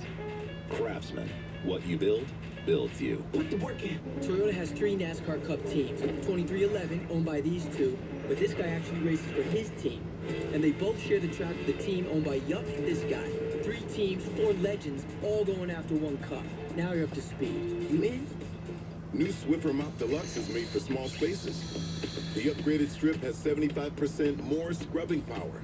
And with the new locking head, getting into tight spaces is simple. Can I borrow it? The all-new Swiffer Mop Deluxe, the mother of all cleans. I was a little caught off guard by this partnership. Frankie's a big star, but he really does seem to get in the middle of things. Calls. Of course we're going to be able to take this case. Danny! Hey, not right now, man. Meetings. This year has started off. Everything, really. Can I squeeze in the middle here? But really, super stoked to have him here. Morgan and Morgan and Munis, America's largest injury law firm. Travel. It's gone from being an adventure to a checklist. But the world is still full of wonder. You just need a better way to find it. Introducing Airbnb Experiences. Master ramen with an award-winning chef. Dive into underground jazz with a renowned bassist. Or see Notre Dame with her. She helped restore it, by the way. Don't just see a place. Experience it. To Haggerty, it's obvious. One of these cars is not like the others. It's harder to operate, but easier to enjoy. You use it less, but you love it more. And if something goes wrong, it's a lot harder to replace. It's not your everyday car, so don't pay more for everyday insurance. Pay a better price for better coverage from Hagerty. Quote today at Hagerty.com. Tonight, it's baseball night in America on Fox. And two of the league's best face-off as Kyle Tucker leads the Cubs against Jose Altuve and the Astros. Or the Phillies take on the Braves. Check your local listings for the game in your area. That's tonight at 7 Eastern on Fox. Pitching in on a month away from MLB at the Bristol Motor Speedway on Fox is going to be a crazy event. August 2nd, you are promoting it in New York this week, Michael. That's going to be fun. And then we're going to rip the field up and have the Bristol Night Race come September. Amazing what you can do at a racetrack. 7 laps to go here in stage number 2. Corey Heim continues to lead. Chandler Smith, haven't talked a whole lot about him. He's worked his way up to 5th, looking pretty solid here. Nice job for Chandler. You see right in his rearview mirror, Caden Honeycutt. Chandler made that move. And we saw Chandler sliding around at the end of that first stage. I'm noticing now the lap time golf is a lot less this run, like these drivers did learn. There's a limit. We saw the left rear on Caden Honeycutt's truck that came off with that big blister and delamination, so they realized we pushed it too hard that first 35 laps. We're going to back it down, make it last. Josh, let's get an update on Chandler. Yeah, Chandler Smith is one of our regulars who has 2 wins already on the season, back in the Truck Series for the 2nd time in his career. During that first stage, he struggled a little bit, especially in turns 1, 2, and 3. Told the team he needed more lateral, needed more drive off, so they made some adjustments to help him out. He seems to be working in that truck. And, you know, JB, you talked about the fact that Chandler initially did not like road course racing. It took a switch in teams for him to figure out that he actually does like it and can excel at it. But I thought it was interesting when I talked to him yesterday. He told me, I'm able to make up speed in the braking zone. Trevor, Mikey, that sounds a little backwards. Can you explain how you make up speed when you're braking on the other drivers? Yeah, absolutely, Josh. And here at Lime Rock, we only have one big braking zone, which is right here where you see Chandler diving to the inside of the 60 Truth truck into turn 1. That is the advantage of a experienced road racer, somebody like Jordan Taylor. When he called it a simple road course, that's what he's referring to. There's only one big brake spike that you're looking for into turn 1. Everywhere else is almost like an oval where you're trying to roll speed. You're using a little bit of brake, back to the throttle early. And so, yeah, for Chandler Smith, if he's good in braking zones, that's great. Bad news is there's only one big one. Well, Josh mentioned the adjustments that the 38 team made to that truck, and it certainly is working. He got around Caden Honeycutt in that 45 truck that we've been talking about. But now it's heating up again. Caden wants that spot back.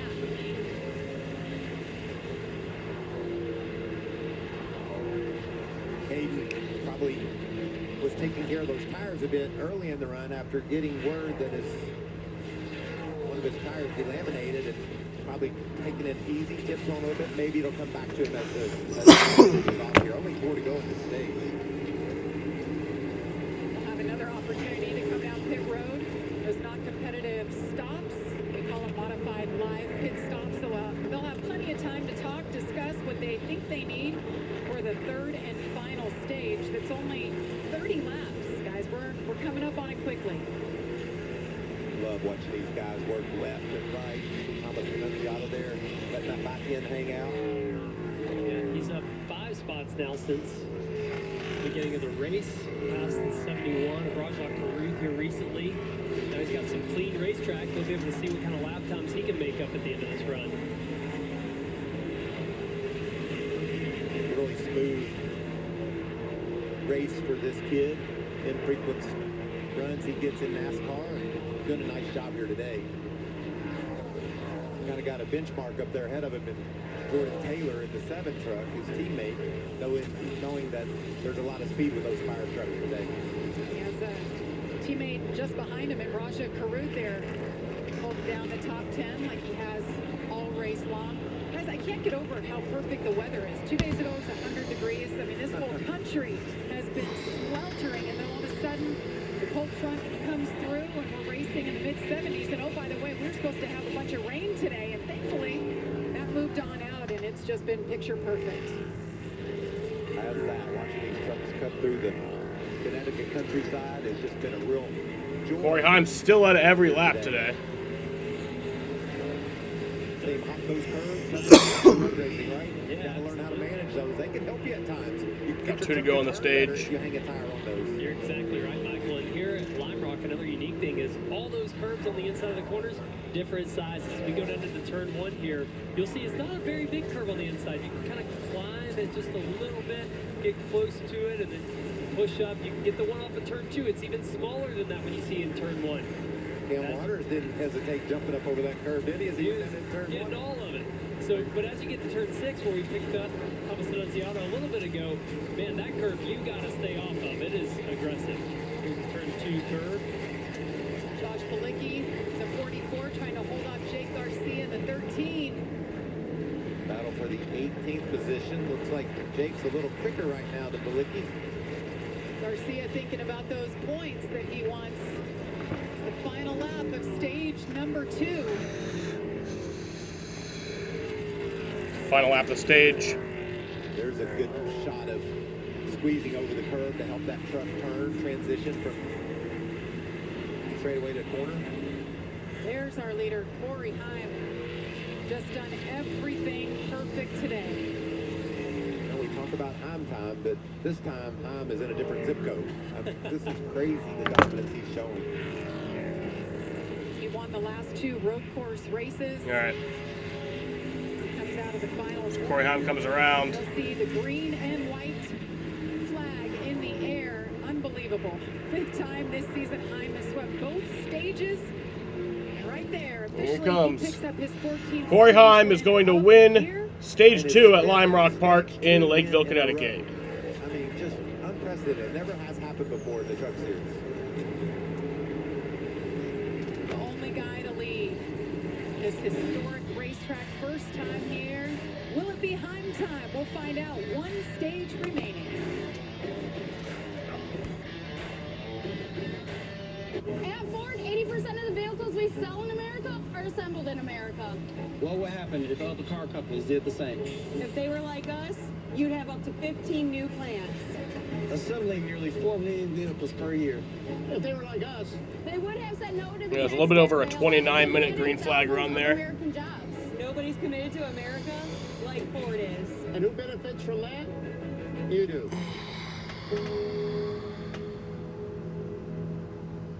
Old Spice Super Hydration Body Wash. The sweet scent of a honeymoon in Fiji. Moisturize with vitamin B3.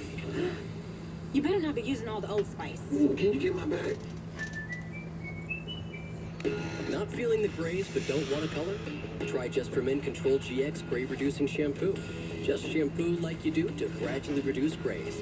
Now boosted with keratin. Hair looks 2 times thicker to keep you looking your best. Control GX Shampoo. Your mental health is better. But having uncontrollable body movements called TD, tardive dyskinesia, can feel embarrassing. I asked my doctor about treating my TD with Ingrezza. #1 prescribed Ingrezza is clinically proven to treat TD, quickly reducing TD movements by greater than 5 times at 2 weeks. 98% of people were still satisfied with Ingrezza after 2 years, and you can keep taking most mental health meds. Ingrezza can cause depression, suicidal thoughts, or actions in patients with Huntington's disease. Call your doctor if you become depressed, have sudden behavior, mood changes, or suicidal thoughts. Don't take Ingrezza if allergic. Serious side effects may include allergic reactions like sudden, potentially fatal swelling and hives, sleepiness, the most common side effect, and heart rhythm problems. Know how Ingrezza affects you before operating a car or dangerous machinery. Report fever, stiff muscles, or problems thinking, as these might be life-threatening. Shaking, stiffness, drooling, and trouble with moving or balance may occur. taking control starts with asking your doctor about Ingrezza. Your new bike is officially protected by America's #1 motorcycle insurer. We can now safely go wherever the wind takes us. That's right. It was one of those books that smelled bad, but in a good way, you know? No, man.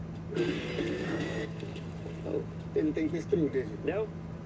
You go without me. The owner and I aren't on speaking terms. Apparently the refills are limited. Okay. It's not okay. They're doing their non-competitive pit stops. DJs. Some of the biggest names. Laps aren't really being counted. It's a shootout. It's Live Golf Dallas. Catch coverage around 2. It's coming up next right here on Fox. Harold Varner III, my buddy from Gastonia, North Carolina. He's in contention here, so Live Golf's fun on Fox. They have a good time. It's a big party. Yes, it those is. Events. It's been a big party today. Saying 30,000 fans turned out. No grandstands, all just kind of camped out with their chairs and blankets. As you see the drivers make their way down pit road, they'll come to a stop. Nobody can work on the trucks until every truck comes to a stop and NASCAR gives them the go-ahead. These are modified live stops. Looks a lot different than what we see typically. How beautiful is that, though? Countryside covered up with NASCAR fans watching these trucks compete here. You know, Waving at us. Hello, everybody. They've seen so many different forms of racing up here, but to see NASCAR trucks, this is a first time that this truck series has ever raced in this state.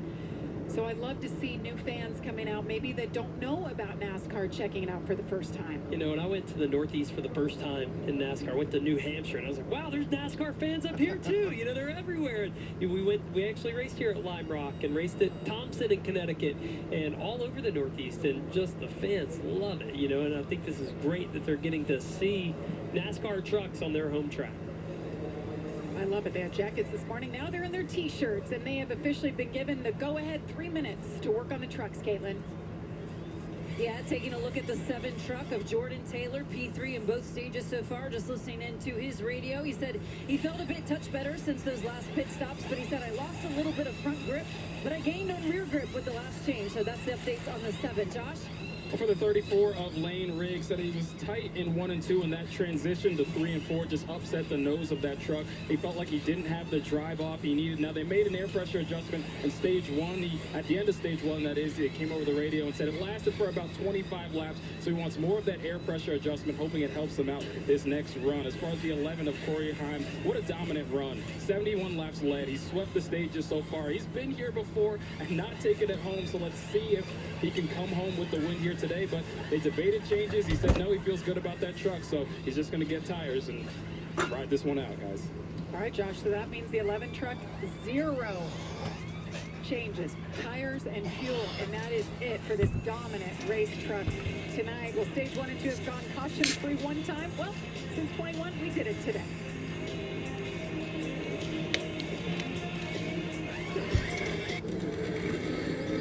There's a place no map will show you. A secret spot. A high-performance hideout for cars that crave chaos. New brakes? Check. Roll cage? Check. A spoiler so big it doubles as a picnic table? Oh, you bet. Every apex we nail, every second we shave, it's all knowledge that goes right back into your ride. Look like fun? It is. You in? I was a little caught off guard by this partnership. Frankie's a big star, but he really does seem to get in the middle of things. Calls. Of course we're going to be able to take this case, man. Danny! Hey, not right now, man. Meetings. This year has started off. Everything, really. Can I squeeze in the middle here? Sorry. But really, super stoked to have him here. Morgan and Morgan and Muniz, America's largest injury law firm. Put the work in.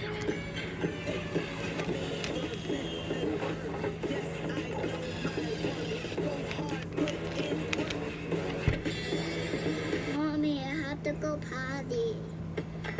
You gotta do it, please. Oh.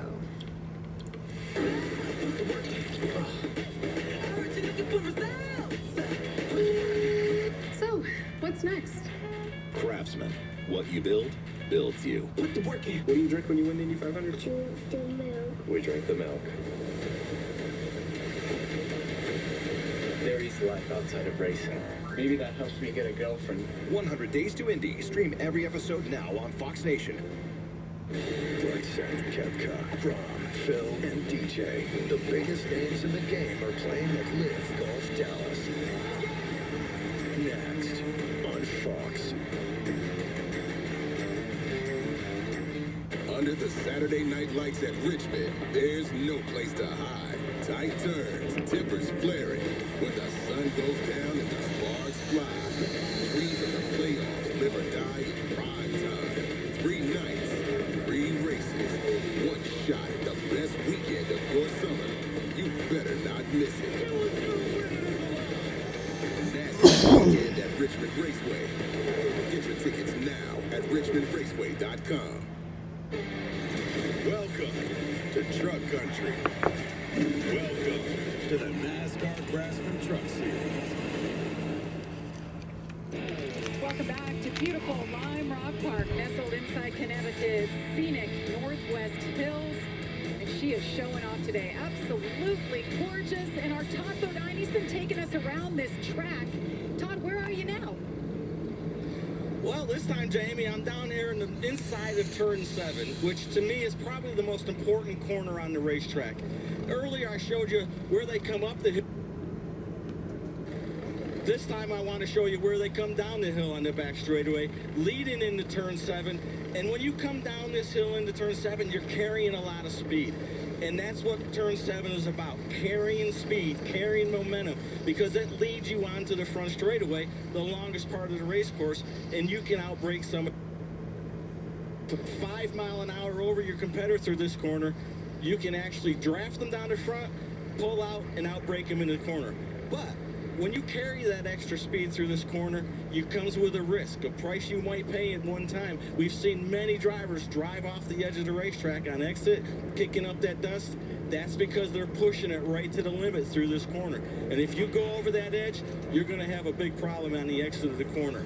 But everybody I talked to in the garage area, all the drivers said, you must respect Turn 7, but you have to get through there the best you can.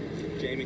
We've seen a lot of dirt kicked up inside Turn 7 throughout today, and I think we're going to see a little bit more. Things are going to crank up a bit here for this final 30 laps in this final stage. Yeah, I think, so Todd's point, there's a high risk, high reward, right? You got to make it count. Can't get too much. Well, I mentioned that we went caution-free for those first 2 stages. Hadn't done that since 2021. We've only had 2 cautions, and that, of course, was for both stage breaks.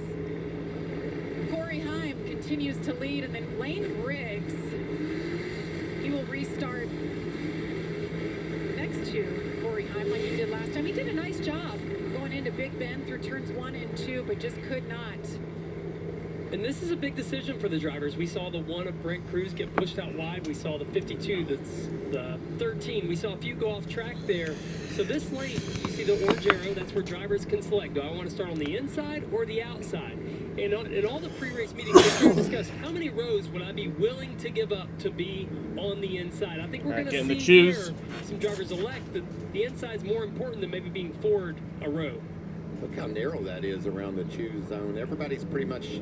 There's Caden Honeycutt. He's the first one to give up a row, right. Stay on the inside. Pretty universal. Other than Honeycutt. We're going to get racing here. Love it. See a couple more take the inside there to give up a row. Yeah, to me, Michael, being in the right place is more important than maybe one spot. Yes, sir. You mentioned it, Trevor. Lane did a nice job on that last restart. He was right there, but just couldn't hold pace. Let's see if he can maybe make the move, get around Corey Heim and take the lead. The rest of the field, when the leaders take the green, you'll see as we go down the hill here, you see that they're adding a lap. The lights are back on the pace lights are back on. As we go down turn 7 into that restart zone, everyone except the leaders are still in that corner. It makes it really tough to get a launch when you have wheel input and you're still turning. You see the sign on the right there. That's the beginning of the restart zone. They can go. Taking off right there. And it's advantageous for that front row to go as soon as they can because that puts the other trucks behind them in that corner. Creates that little bit of a gap. Trevor, you had me all fired up. I was ready to go. I was going. I was ready to go racing. I feel like you're going to miss a shift on the chip over there beside me, all revved up. You already put another lap on me here.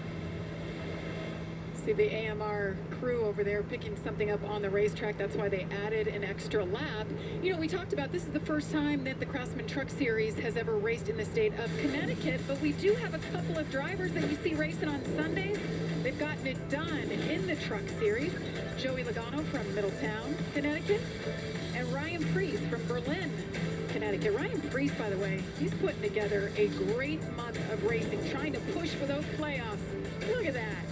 He is, and these two drivers couldn't have really had more different careers. Joey Logano was this young guy, comes in, gets a deal at Roush Fenway first at 15 years old, then Joe Gibbs Racing.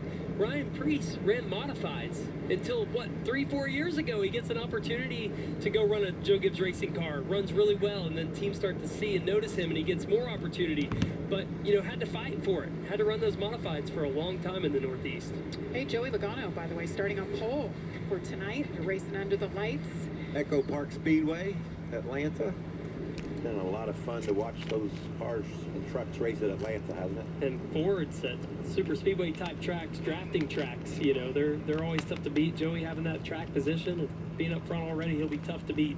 Wonder if the looks like the pace truck is stopping because somebody is leaking some oil onto the racetrack, and need to figure out how that's happening. And that's what I think this is about.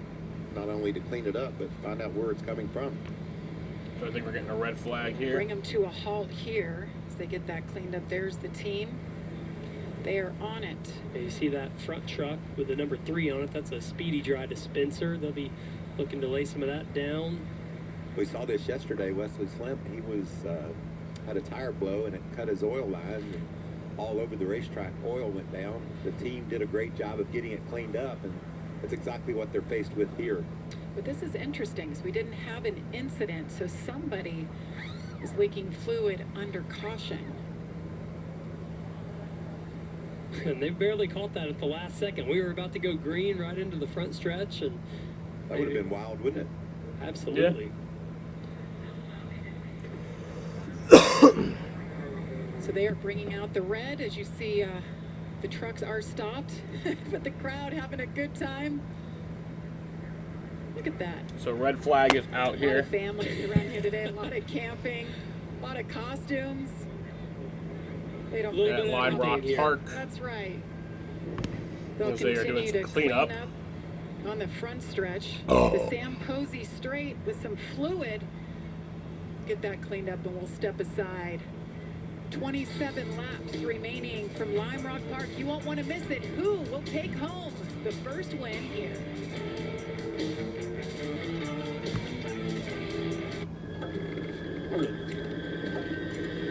Glenn? Why are you screaming? Because you're screaming. Are you hiding from used car shopping? Yeah. What if I overpay? I get it. Nearly So half red of all flag these at cars have 253. been in an accident, but that's nothing to be afraid of. Show me, Carfax. Knowing how a car's accident history impacts price means you don't have to overpay. Way better. Popcorn? Definitely. No fear, just Fox. Say show me at Carfax.com. So we were getting ready to go back green. Then there's some debris, and then there's a truck leaking fluid. So now we're on to the red flag.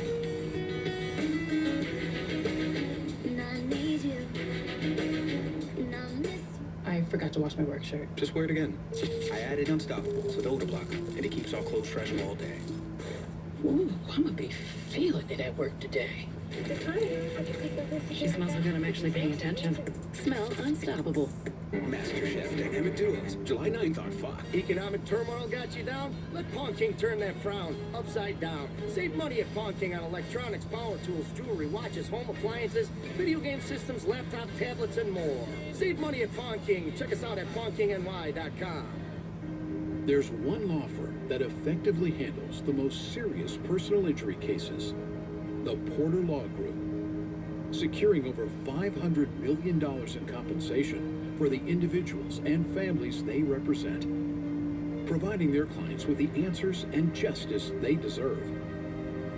The Porter Law Group. You only get one chance to hire the right law firm. The Porter Law Group. Don't settle for less.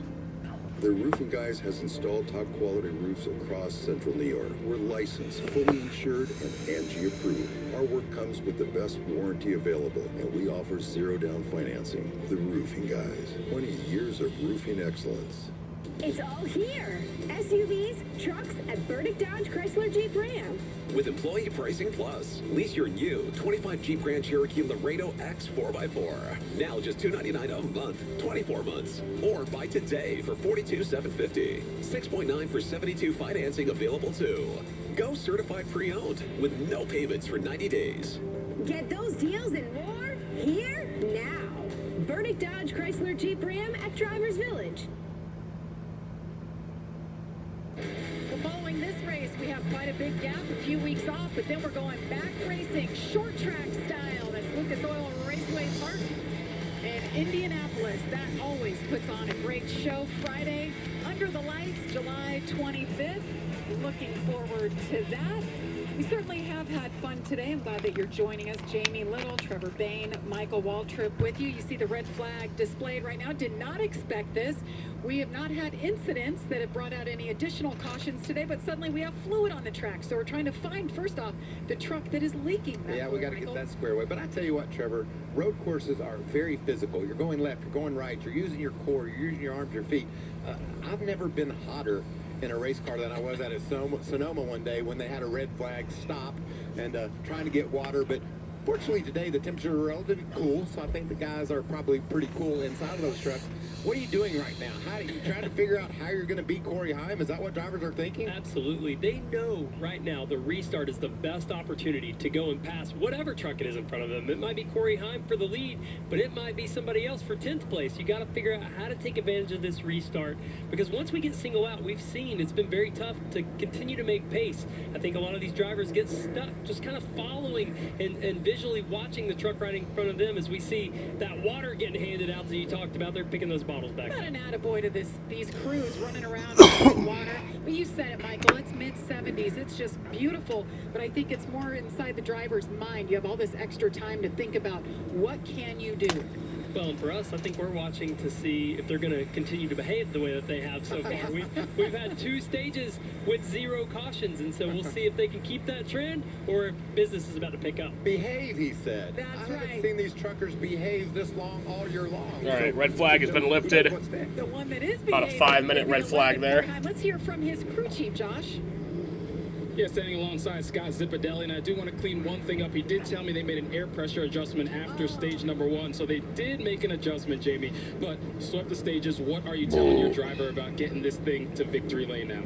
I think all we got to do is have a good, clean restart and just hit his marks, run his own laps, and let it work its way out. But if they could make adjustments to the trucks behind us and make the trucks better, but if we execute a good restart, get all the way through turn 5 clean, hopefully we don't have a lot of cautions going forward, and we can pull this thing off.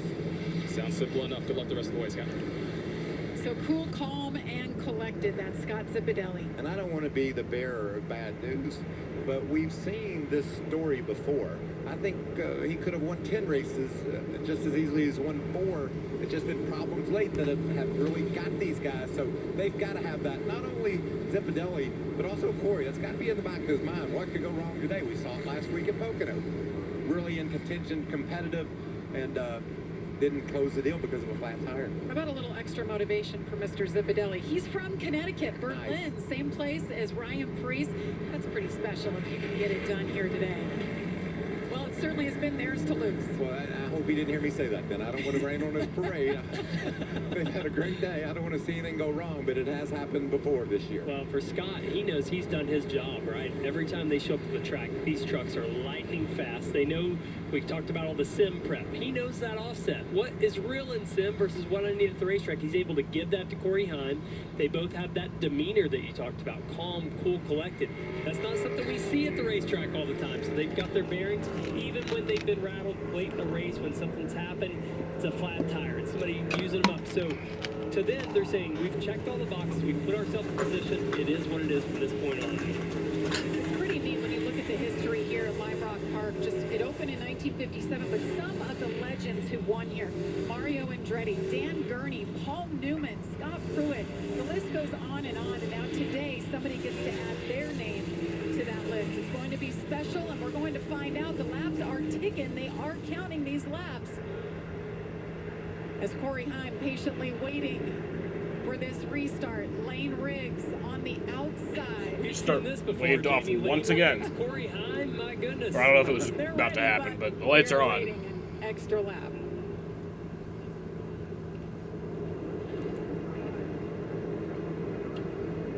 Been a heck of a year for Corey Heim. Everything went right, and a lot of things turned wrong late, as I mentioned. 4 times he's found victory. victory lane, but This was at Homestead. The truck just cut off middle of the race and kept turning it back on. Then we go to Martinsville. That late race restart gets run up the track. Left rear cuts down. Rockingham, bad pit strategy, not something that we typically see from this team. Pit gun there at Kansas, no good for him. Right here, who's on the front row? Lane Riggs, Corey Heim, Wilkesboro. They get together, it's run up the racetrack. And around he goes. Another victory slips away late. Pocono strategy was all over. Everything was set. Final restart. Everything's perfect. And this was unbelievable. You had just said on air, Corey Heim, something happens. Then he comes over the radio, he says, I think I've got a right rear going down. They come over. Absolutely, that's what's happening. Has to bring it to pit road when they took the green flag. So for him right now, he's looking at the racetrack for any debris. He's like, I cannot run over anything to get a flat. I've got this guy, Lane Riggs, beside me. Thankfully, he's won a race now, so maybe we can get through these corners. It's not as much on the line. But you look back through the field, and there are not as many drivers that have had those wins. 5th place, Ty Majeski, we've mentioned, needs a win. Connor Mozak, right there in 4th. These guys are going to be going for it on this restart. Look at this, most laps led this season, 964. Raja Caruth, second most, 189. It has been incredible as they work their way down over the Sam Posey Straight. It's going to be Corey Heim and Lane Riggs finally. That pace truck will pull off. Here we go. Be 24 laps to go. You have 24 laps of racing left at Lime Rock Park in Lakeville, Connecticut. Here we go. Green flag's back in the air. Back in the air. Nose to nose. Down the straight. Look at Riggs trying to side draft that 11 truck. Really crowding him down that front straightaway. Fanning out. Ooh. Low contact behind him. Out wide. He's going to end up in the dirt here. Straight through the grass. Do we stay green here? He's able Matt to Crafton keep in the straight. grass. Corey Heim at the advantage. Back to the lead. It loses like everything. To make his way inside the top 20 and just saw how hard it was to pass now Crafton all the way back to last. That's gotta hurt. Connor Mozak able to make some 26. We saw Jordan Taylor slip back to The last on the lead lap. Hayden Honeycutt just cannot shake Chandler Smith. These two have been going at it all race long. Whoa. Ben Cruz trying to get inside of Raja. As you see, Grant Enfinger is going to take advantage of that battle. Grant's just been solid all day long. Gets another spot there. 9 truck into the 9th spot. Brent Cruz now sets up that run off of turn 7. We talked about they're 3 wide as they enter into turn 1. Thomas Annunziata on the inside. That road course racer, he's going to try to outbreak both and is able to do so for the first part of the corner. Wow. One of those drivers here just for the win. That Thomas Annunziata, we have quite a few of them. They don't have to think about the big picture and points. Getting used up a little bit there. Brent Cruz sideways off of 2, able to recollect it there and stay in front of Grant Enfinger, who had just got by on the front stretch. What about the intensity? I told you as we got toward the closing of this race, these guys are going to start pushing and shoving, and that's exactly what we're seeing. Look at Cam Waters, up 4 positions, knocking on the door of a top 10. Look at those big moves, diving out of line, trying to get any space they can. So good. Passing is at a premium. Not battling Tanner Gray there inside of Jake Garcia. As you see, Corey Heim just continuing to put a little bit of distance between he and Lane Riggs. Daniel Hemrick dives to the inside of his teammate Tyler Ankrum. Matt Crafton comes to pit road. Saw him go off course, brought it down pit lane. Meanwhile, the rest of the field, Corey Heim up front running about 95 miles per hour. Ben Rhodes, Tyler Ankrum back there in the 99 and 18. Yeah, Daniel Hemrick not having the weekend I expected for him. Has been around 20th place most of the day and 19th now. Both of his previous truck starts on road courses were top 5s, Michael. He would have been a name with his Cup experience and Xfinity experience. I would have thrown in the hat to be a top 5, maybe a top 3 guy here. I couldn't agree with you more. It started in practice. Never did show much speed in that 19 Napa truck. Currently, number 19 is in 19, where he's been most all day. Tanner Gray right behind him. Tanner recovered from that early off-track excursion, competitive inside the top 20. Jake Garcia is looking him over in that 13 truck. much more dirt on the racetrack, the most we've seen all weekend. Jack Wood side by side with Matt Mills. Battle for the 22nd spot. Dawson Sutton looking on. Good battling all the way throughout the field. This is what we've seen all day. There's the leader. As he crosses the line, we've reached our Craftsman 20 to go. A 1 second lead over Lane Riggs. Riggs has shrunken that gap a little bit from what we've seen today. Well, that time by, they both ran a 55.40, exactly the same time. So that tells you Lane's on the gas and having as good a lap time as he's had all day.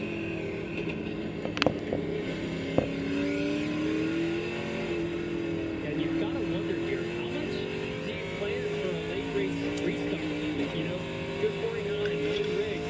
If Lane's pushing over, 42 goes around, that Mills. Look at the dirt on the nose. But if you feel like you've got a little gap, you got to take care of that thing. You know, you don't need a 7-second lead now. You don't need to check out from third place by that much. If you're Lane Riggs, you probably push as hard as you can to go put pressure on Corey. But for Corey, I would imagine you just do everything you can just to maintain a 1, 2, 3 second lead here.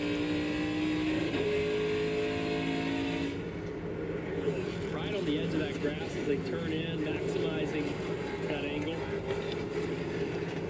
Big bend, 1 and 2, then we're over to the only left-hander here on the circuit. Corey just precise all day long. Hasn't really put a wheel crooked all day. And everybody else is just on the edge, trying all they can to cut into his margin of dominance. Connor Bozak just behind the 34. Talked about what a nice job he's done today. Himself moved up into the third spot. What about this variety of races? We got a couple of short tracks, another road course. Majeski's so good a year ago. We look at, you know, the playoff standings and the This is crazy. Look at this. 3 spots remain, and there's only 3 races after today to lock yourself in. Well, and with those races you just mentioned, you talk about Ty Majeski at road courses. He won IRP in Richmond last year, so he's got a shot at winning one of those. That knocks out a spot. Caden Honeycutt, we mentioned earlier in the show how impressive he has been everywhere. First time at this road course, any road course, running in the top 7. We have Watkins Glen on the schedule coming up, and we know anybody can win there as things get dicey. And so this could be the season that we see 10 winners to make 10 spots in the playoffs for the Truck Series. I wouldn't be surprised to see Gio Ruggiero get a win in at least Absolutely. 1 or 3 races. He's been solid all year long. And a great short track racer. That's the background he comes from. Has shown a lot of speed. But don't count on their buddy Grant Enfinger. He's won an IRP before. He can get it done there as well. And Ben Rhodes, a 2-time champion. He's got a different crew chief now. We'll see if they stick with that program after this little break that we'll have. And he's in a must-win at this point. He's so far outside of the bubble, but he can do it. I still think it's just so cool watching him slipping and sliding off the downhill turn there. Just so much power down, trying to take advantage of that long front straightaway. Jordan Taylor, first truck race. He's kept it in the top 5 all day long. Yeah, it's done great. Done a nice job getting used to this vehicle.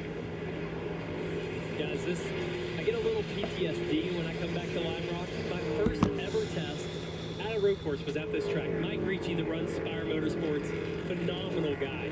He still gives me a hard time about it. I saw him last weekend at Pocono, and he had to bring up the story. It was raining here. I get off in the grass, slide into the tires, take my steering wheel off, lay it on the dash. Nobody can hear you inside the car. Well, the button was keyed up. And I'm breathing heavy. I said, Ricci's going to kill me. And every time I see him, he's like, no, I'm not going to kill you, man. You'll be all right.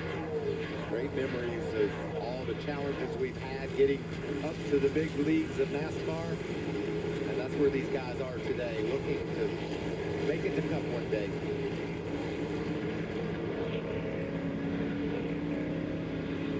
Corey Heim, he's done it all today, including the fastest lap of the day. You see that little clock. He continues to lead by 1.3 seconds over Lane Riggs. 16 laps to go from Lime Rock.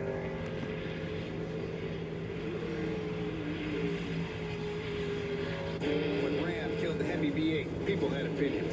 We got it wrong, and we're fixing it. You hear that? That's our Hemi, and it's saying, I'm back.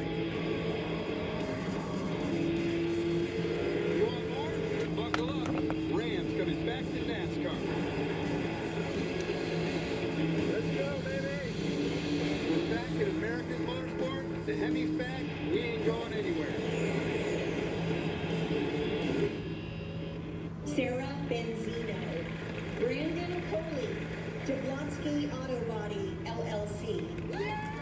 What'd she call Harper? Oh, you mean Jablonski Auto Body LLC? We actually sold the twins naming rights. You know, like stadiums do. Kids are so expensive these days. Here he comes. Oasis Breeze Tan and Spa. If you need a tan, I'm your man. Could do business with you. Or we can look at some investment options for you. Works for us. The right money moves aren't as absurd as you think. Look at that hottie. The Takis Fuego meal. Wendy's spicy chicken topped with crushed Takis chips and Fuego fries inspired by Takis. So Takis fans, you're welcome. And new Takis fans, good luck. For an intense new take on Takis, gotta be Wendy's. They say you can't change the game. While they're talking, we're out here dominating. So let them talk. Skechers basketball comes with that performance. It's the Brickyard 400, presented by PPG. This is such a prestigious place and such hallowed ground. This 3-day NASCAR Crown Jewel event features the NASCAR Xfinity Series Pennzoil 250. This is the Brickyard. This is Indianapolis. This is the coolest racetrack in the world. Don't miss the stars of NASCAR. Drive for a chance to kiss the bricks. Brickyard weekend tickets available now at IMS.com. It's Saturday night. You could be watching baseball, but guess what, buddy? You're stuck here, listening to Susan talk about her dog's gluten allergy. This is definitely not the game that you had in mind. No, Saturday is for this. If it's Saturday night, it's baseball night in America. Tonight at 7 p.m. Eastern on Fox. Welcome back to the NASCAR Craftsman Truck Series, racing from Lime Rock Park. We stepped aside, you didn't miss anything. Dawson Sutton saw he had an issue, but we stayed green. 13 laps to go. Uh-oh. Another off-road excursion for the 88. Craftsman was on pit road for an unscheduled stop. Corey Heim was able to work his way. And there's Dawson Sutton. We talked about his tire left rear flat on it. See if we can figure out how that went down. Whoa. Got 13 laps to go. Oh, that tire went off. How's that not going to be? Another 3 feet, and that Gotta would be be a a yellow caution. flag. That thing rolled out onto the racetrack. Well, don't tell that to Corey Heim. Absolutely not. We don't need that aggravation if you're Heim. Would you call this a walk in the park? Like he couldn't stop it. Yeah, sometimes when you lose a tire like that, it'll cut a brake line, have no pressure on the pedal to be able to slow it down. Been watching the battle for 9th. Thomas Annunziata and Brent Cruz right here. It's been fun to watch. They've been slicing and dicing back and forth. We're going to see more of this later if you want to see a little more racing, because we have a lot more for you. 4 o'clock on FS2, the Arc Menard Series race. These two will be going at it, and Annunziata starting on pole. Brent Cruz second. They've got the front row, so it'll be a good battle. Matt Mills. Ooh, Matt Mills off. That's going to be a caution. Why'd you have to bring Corey Heim into this, Michael? Well, it's happened repeatedly this year. Late race drama. I don't think Mills is going to get going. That's going to be a caution. He's stuck there. You see the rear end trying to get some traction. He's on the lead lap until this off-road excursion. Mills was 24th at the time that he went off-road, and the caution is out. This is the first caution we've had for incident. Not what Corey wanted to see. Nope. The third official. It's a little over a caution 12-minute green flag run. Off of turn 1. That's those tires I mentioned from my off-road excursion there for Matt Mills. Once you drop a left side off in turn 1, it just, sometimes it feels like it picks up speed through the grass until you get to the tires. That's where Brandon Finger went off in qualifying. So now what? Let's see if we can see what happens. Oh, wow, straight off the road. I think that's a brake issue, Trevor? Brake or the lack of braking at the right time. I'm not sure, Michael, if he was locked up going into it or if he just didn't have enough brakes. Jamie, you say now what? Now you reset. You get your mind right for another restart. I don't believe we'll see our front guys come and get tires here because we've seen how difficult it is to get track position back. the leaders, we mentioned trying to take care of those tires. You don't need a 7-second lead. That's exactly why you saw Corey taking his time. Didn't need to extend that lead. Taking care of it as much as we can. Now he's going to restart on the bottom again. Hopes he gets a good launch and has that leverage that he's had every time through turn 1 on Lane Riggs. But Lane wants to stay on the outside. We're under caution for the 3rd time today. Just 10 laps to go from Lime Rock. Stay with us.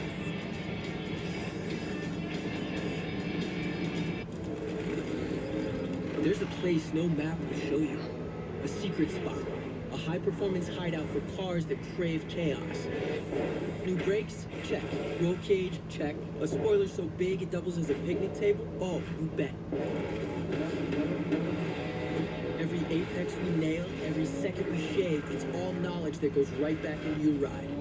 Look like fun? It is. You in? Gotta have a lucky charm in your ride, right? Make you feel safe and protected out there. That's why I never leave home without a photo of the little ones. Bracelet from my husband. Lucky rabbit's foot. The lucky rabbit named Scoot. It's Swedish. That's a whole rabbit. Named Scoot. Well, there's really no need for a lucky charm when you ride. Not when America's #1 motorcycle insurance got your back. We're just gonna ignore the fact that Carl has a rabbit. Named Scoot. Put the work in.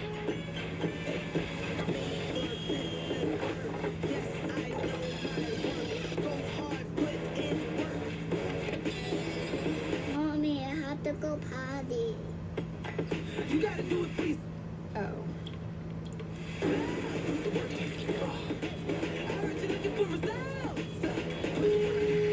So, what's next? Craftsman. What you build, builds you. Put the work in. Look at that hottie, the Takis Fuego meal. Wendy's spicy chicken topped with crushed Takis chips and Fuego fries inspired by Takis. So Takis fans, you're welcome. And new Takis fans, good luck.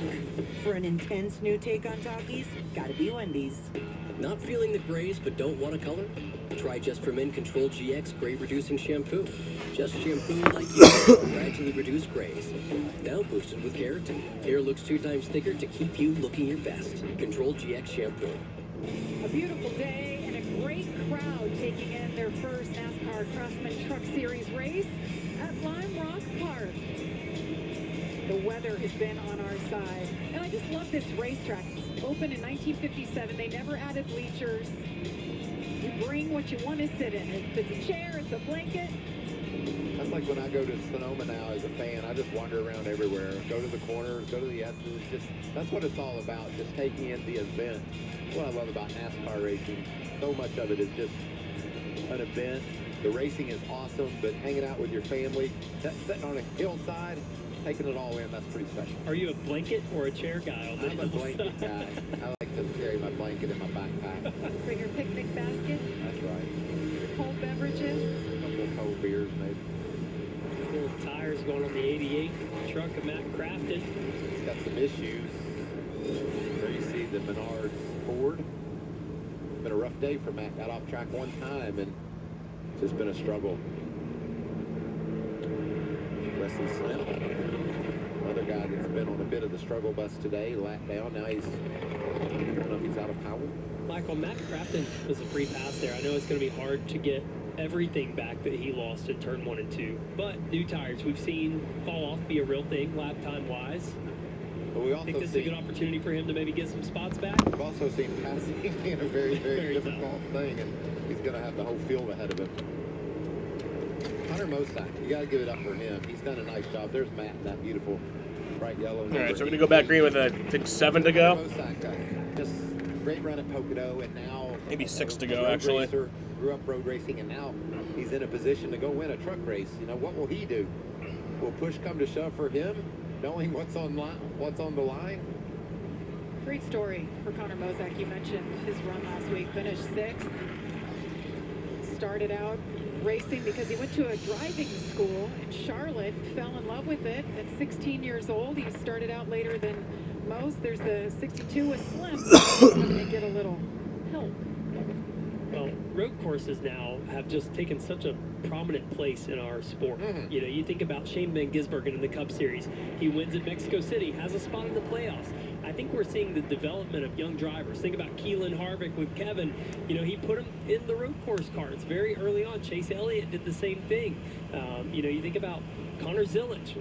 We're seeing this happen more and more. Even as I start to think about my kids, if they want to race, where would I send them? It's not always just the easy answer of go to a dirt oval like it used to be. Now I think you have to incorporate some kind of road racing into their development to be ready for these moments. Well, you took Levi yesterday to the track here just outside of Charlotte, North Carolina, got him behind the wheel. Probably one of the most expensive decisions I've ever made was to go there yesterday. Not because of what yesterday was, but because of what my next 15 years will probably be. I think he had fun. Oh, he's got a big smile on his face. Speaking of Shane Van Gisbergen and what he did at Chicago, our leader, Corey Heim, will be behind the wheel for 2311, racing in Chicago next weekend for the 4th of July. And he's prepared. He's good on road courses because he had to do it in ARCA. He's had to do it here in the Truck Series. We think he's good on road courses? Maybe just a little bit. How about picture perfect? Today, for sure. Led every lap today. Turned the fastest time. Won both stages, going for his 3rd straight. Yeah, this would be NASCAR's version of a perfect game. Out the trophy yet, that's for sure. Getting the pole and leading every lap, what we're dealing winning the race. Corey will tell you that too, by the way. Absolutely, and as much as I'd love to see him close this out with the dominant day he's had, you have 3, 4, 5 hungry truck drivers behind him that are going to do everything they can to find an advantage on this next restart. We've seen in qualifying Jordan Taylor sliding his front tires. We've seen Will Hobbs. Any one of those things can take this win away from Corey Heim late as we're choosing it up here. Jordan Taylor in the 7 truck. Zero picking the inside. Tyler Ankrum. Yeah. Andres Perez, I saw him there. That's a name I expected to say a little more today in the front. As good as he was in practice and qualifying. I think they were practicing choosing, Trevor. Practicing choosing? Okay, perfect. Do it again. Choose it up next time. Once one person does it, you're like, did I hear that? I gotta make sure I get on the right side of this thing. You don't want to run over that. If you don't choose and you run over that orange arrow there, it is a penalty to go to the back. So these drivers, if I see somebody doing it, I'm going to go ahead and make my choice too. Andres Perez, talked about him quite a bit between practice yesterday, qualifying this morning. The driver from Mexico City, Mexico, made his Xfinity debut just a couple weekends ago at his home track. That was pretty exciting for him. How exciting was that for Suarez? Oh my gosh. That's so cool that he got to celebrate in his home country. Got to go to Mexico City and see that for these guys. And Daniel Suarez said this, just being here is as big as contending for a championship. And I'm sure Andres Perez was thinking the same thing, Caitlin. Yeah, it certainly was. Had a chance to talk with Andres about his rookie campaign. He said it's been up and down. He said, I often felt like I deserved better finishes than what the scorecard showed. But he felt, of course, very confident coming here based on all of his road course racing background. But you guys were talking about the fact that he's from Mexico City. He said, I actually spent the greater portion of my career in Mexico, and I had to come here, learn the language, learn the culture of the United States. He said it hasn't been easy, but I do feel like my efforts are starting to pay off. Jamie? Yeah, when he was running full-time in the ARCA Series, he was flying back and forth racing in a Mexican Truck Series championship and going to school. He was doing it all. He won the championship in ARCA last year, and now here making a name for himself in the Craftsman Truck Series. Choosing it up. For real this time. Yeah. What if anybody picked different this time, Michael? I think I messed that up the first time. It was just practice. Practice. See if we can get a picture-perfect restart here for Corey Heim. Got to execute. Tires, get them cleaned up. A lot of rubber on this racetrack. Want to make sure you don't do anything to get wheel spin here. 5 laps to go. Now we turn 6. I know Corey Heim has dominated, but it certainly has been fun. There's so much to watch, so much action on a road course. Here we go again. Now we're going to see more of it now. All right. Corey Back Heim green. inside where he is restarted. Going to be 5 laps to go. On Lane Riggs on the outside, they're fanning out behind him. Oh! Sam Posey straight all the way down into Big Bend. That's Chandler Smith in the dirt there. The advantage to Lane. Ooh. Oh, around goes Jordan Taylor in the grass. Oh, and around goes Raja. That sucks. That's the most we've seen on a restart today. But look, Corey Heim runs away. See Andres Perez coming back on track. Jordan Taylor blending back in. It looks like everyone Man. going except for Roger Cruz. Have you seen him yet? Have some damaged trucks after that restart. Oh, Greg Cruz off. There's Raja Cruz going back on. Wow. Shuffling, and just like that, Corey Heim, Ty Majeski into second, Gio Ruggiero. Keep in mind, that was the first restart we've seen on old tires. They've been on brand new tires every time, and when you go into turn one, expecting a certain amount of a grip, and you don't have it, you're going to slide a lot more, and that's been the case all the way around the racetrack. Look at this top five. Ben Rhodes up to fourth. Cam Waters, the Australian, in fifth. Third. You know, Lane Riggs led a lap, so that messed up the perfect game for Corey Heim. The 34 of Lane Riggs gets in deep, and everyone kind of follows him down in there as he locks up, as they check up.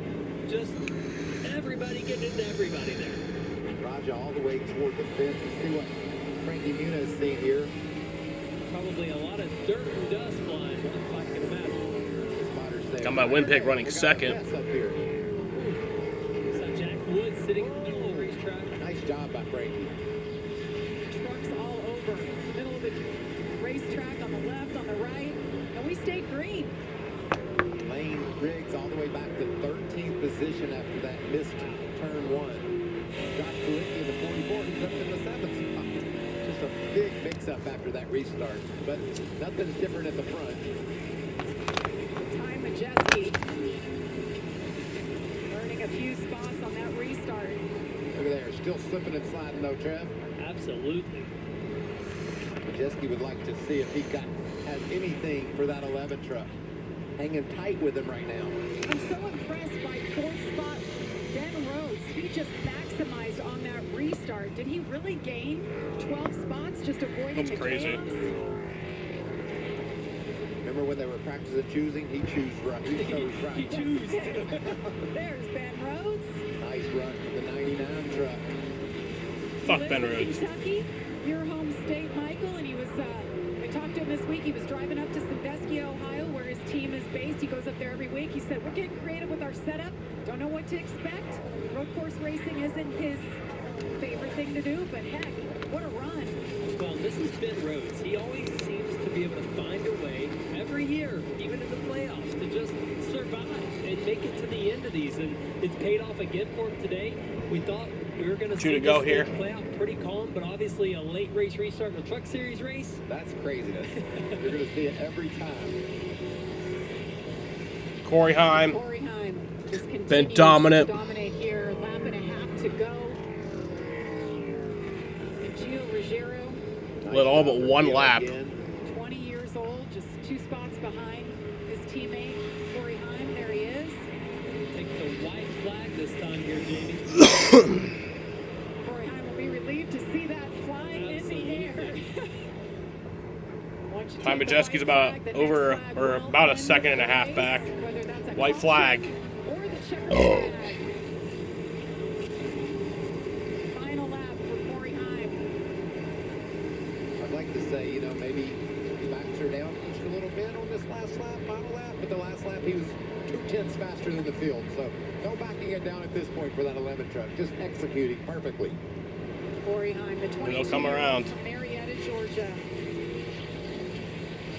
Doing unbelievable things, rewriting the record books and laps led, stage wins, domination. Been very dominant today. Led every lap besides one of them. Lane Riggs led the other lap.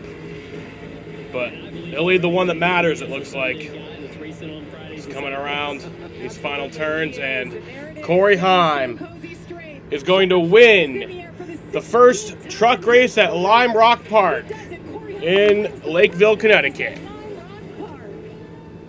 First truck race in Connecticut is won by Corey Heim. They're on the box at the racetrack every weekend supporting his son. We mentioned this crew chief, Scott Zipadelli, grew up in this area. How big big for him. The first time this series races in Connecticut, and they get it done.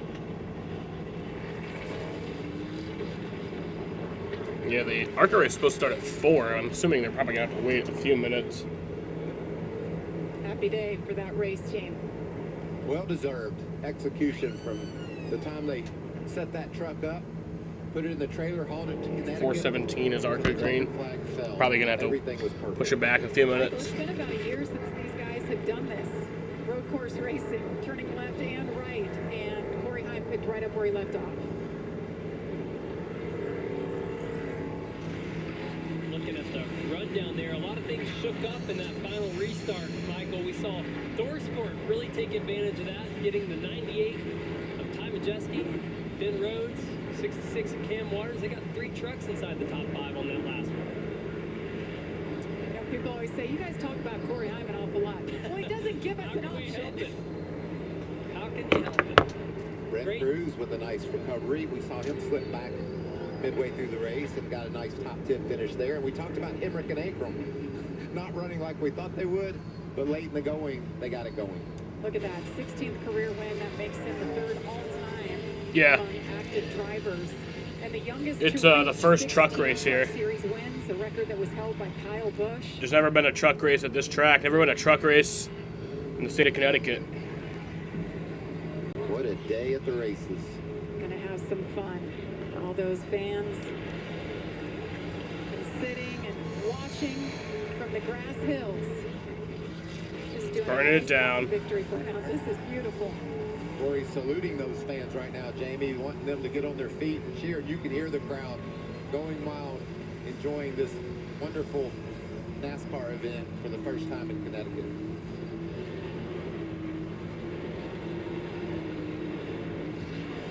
Corey Heim credited with leading. He really is burning it down there. Lane Riggs was given 1 lap for that quick pass on him. The restart zone, he got going before Lane did, but he overshot turns 1 and 2.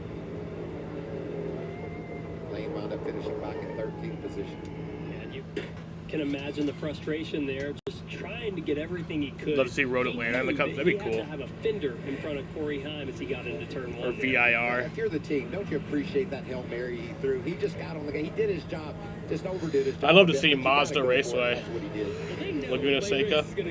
We've seen that proven time and time again. Last week it paid off for him on that late race restart with Arsen Hocevar getting that win. But today, it's Heim time. At Lime Rock Park. Corey Yeah, it was a Heim little under a picks up his 5-minute fifth green win flag run to of end the year. race Talks about there. it on the start-finish line, all of his team there. The big congratulations. Well, Josh, what a day. As you mentioned, they didn't have to work on this truck. 0 chassis adjustments. They made 1 slight air pressure adjustment. And there he is. It is Heim time.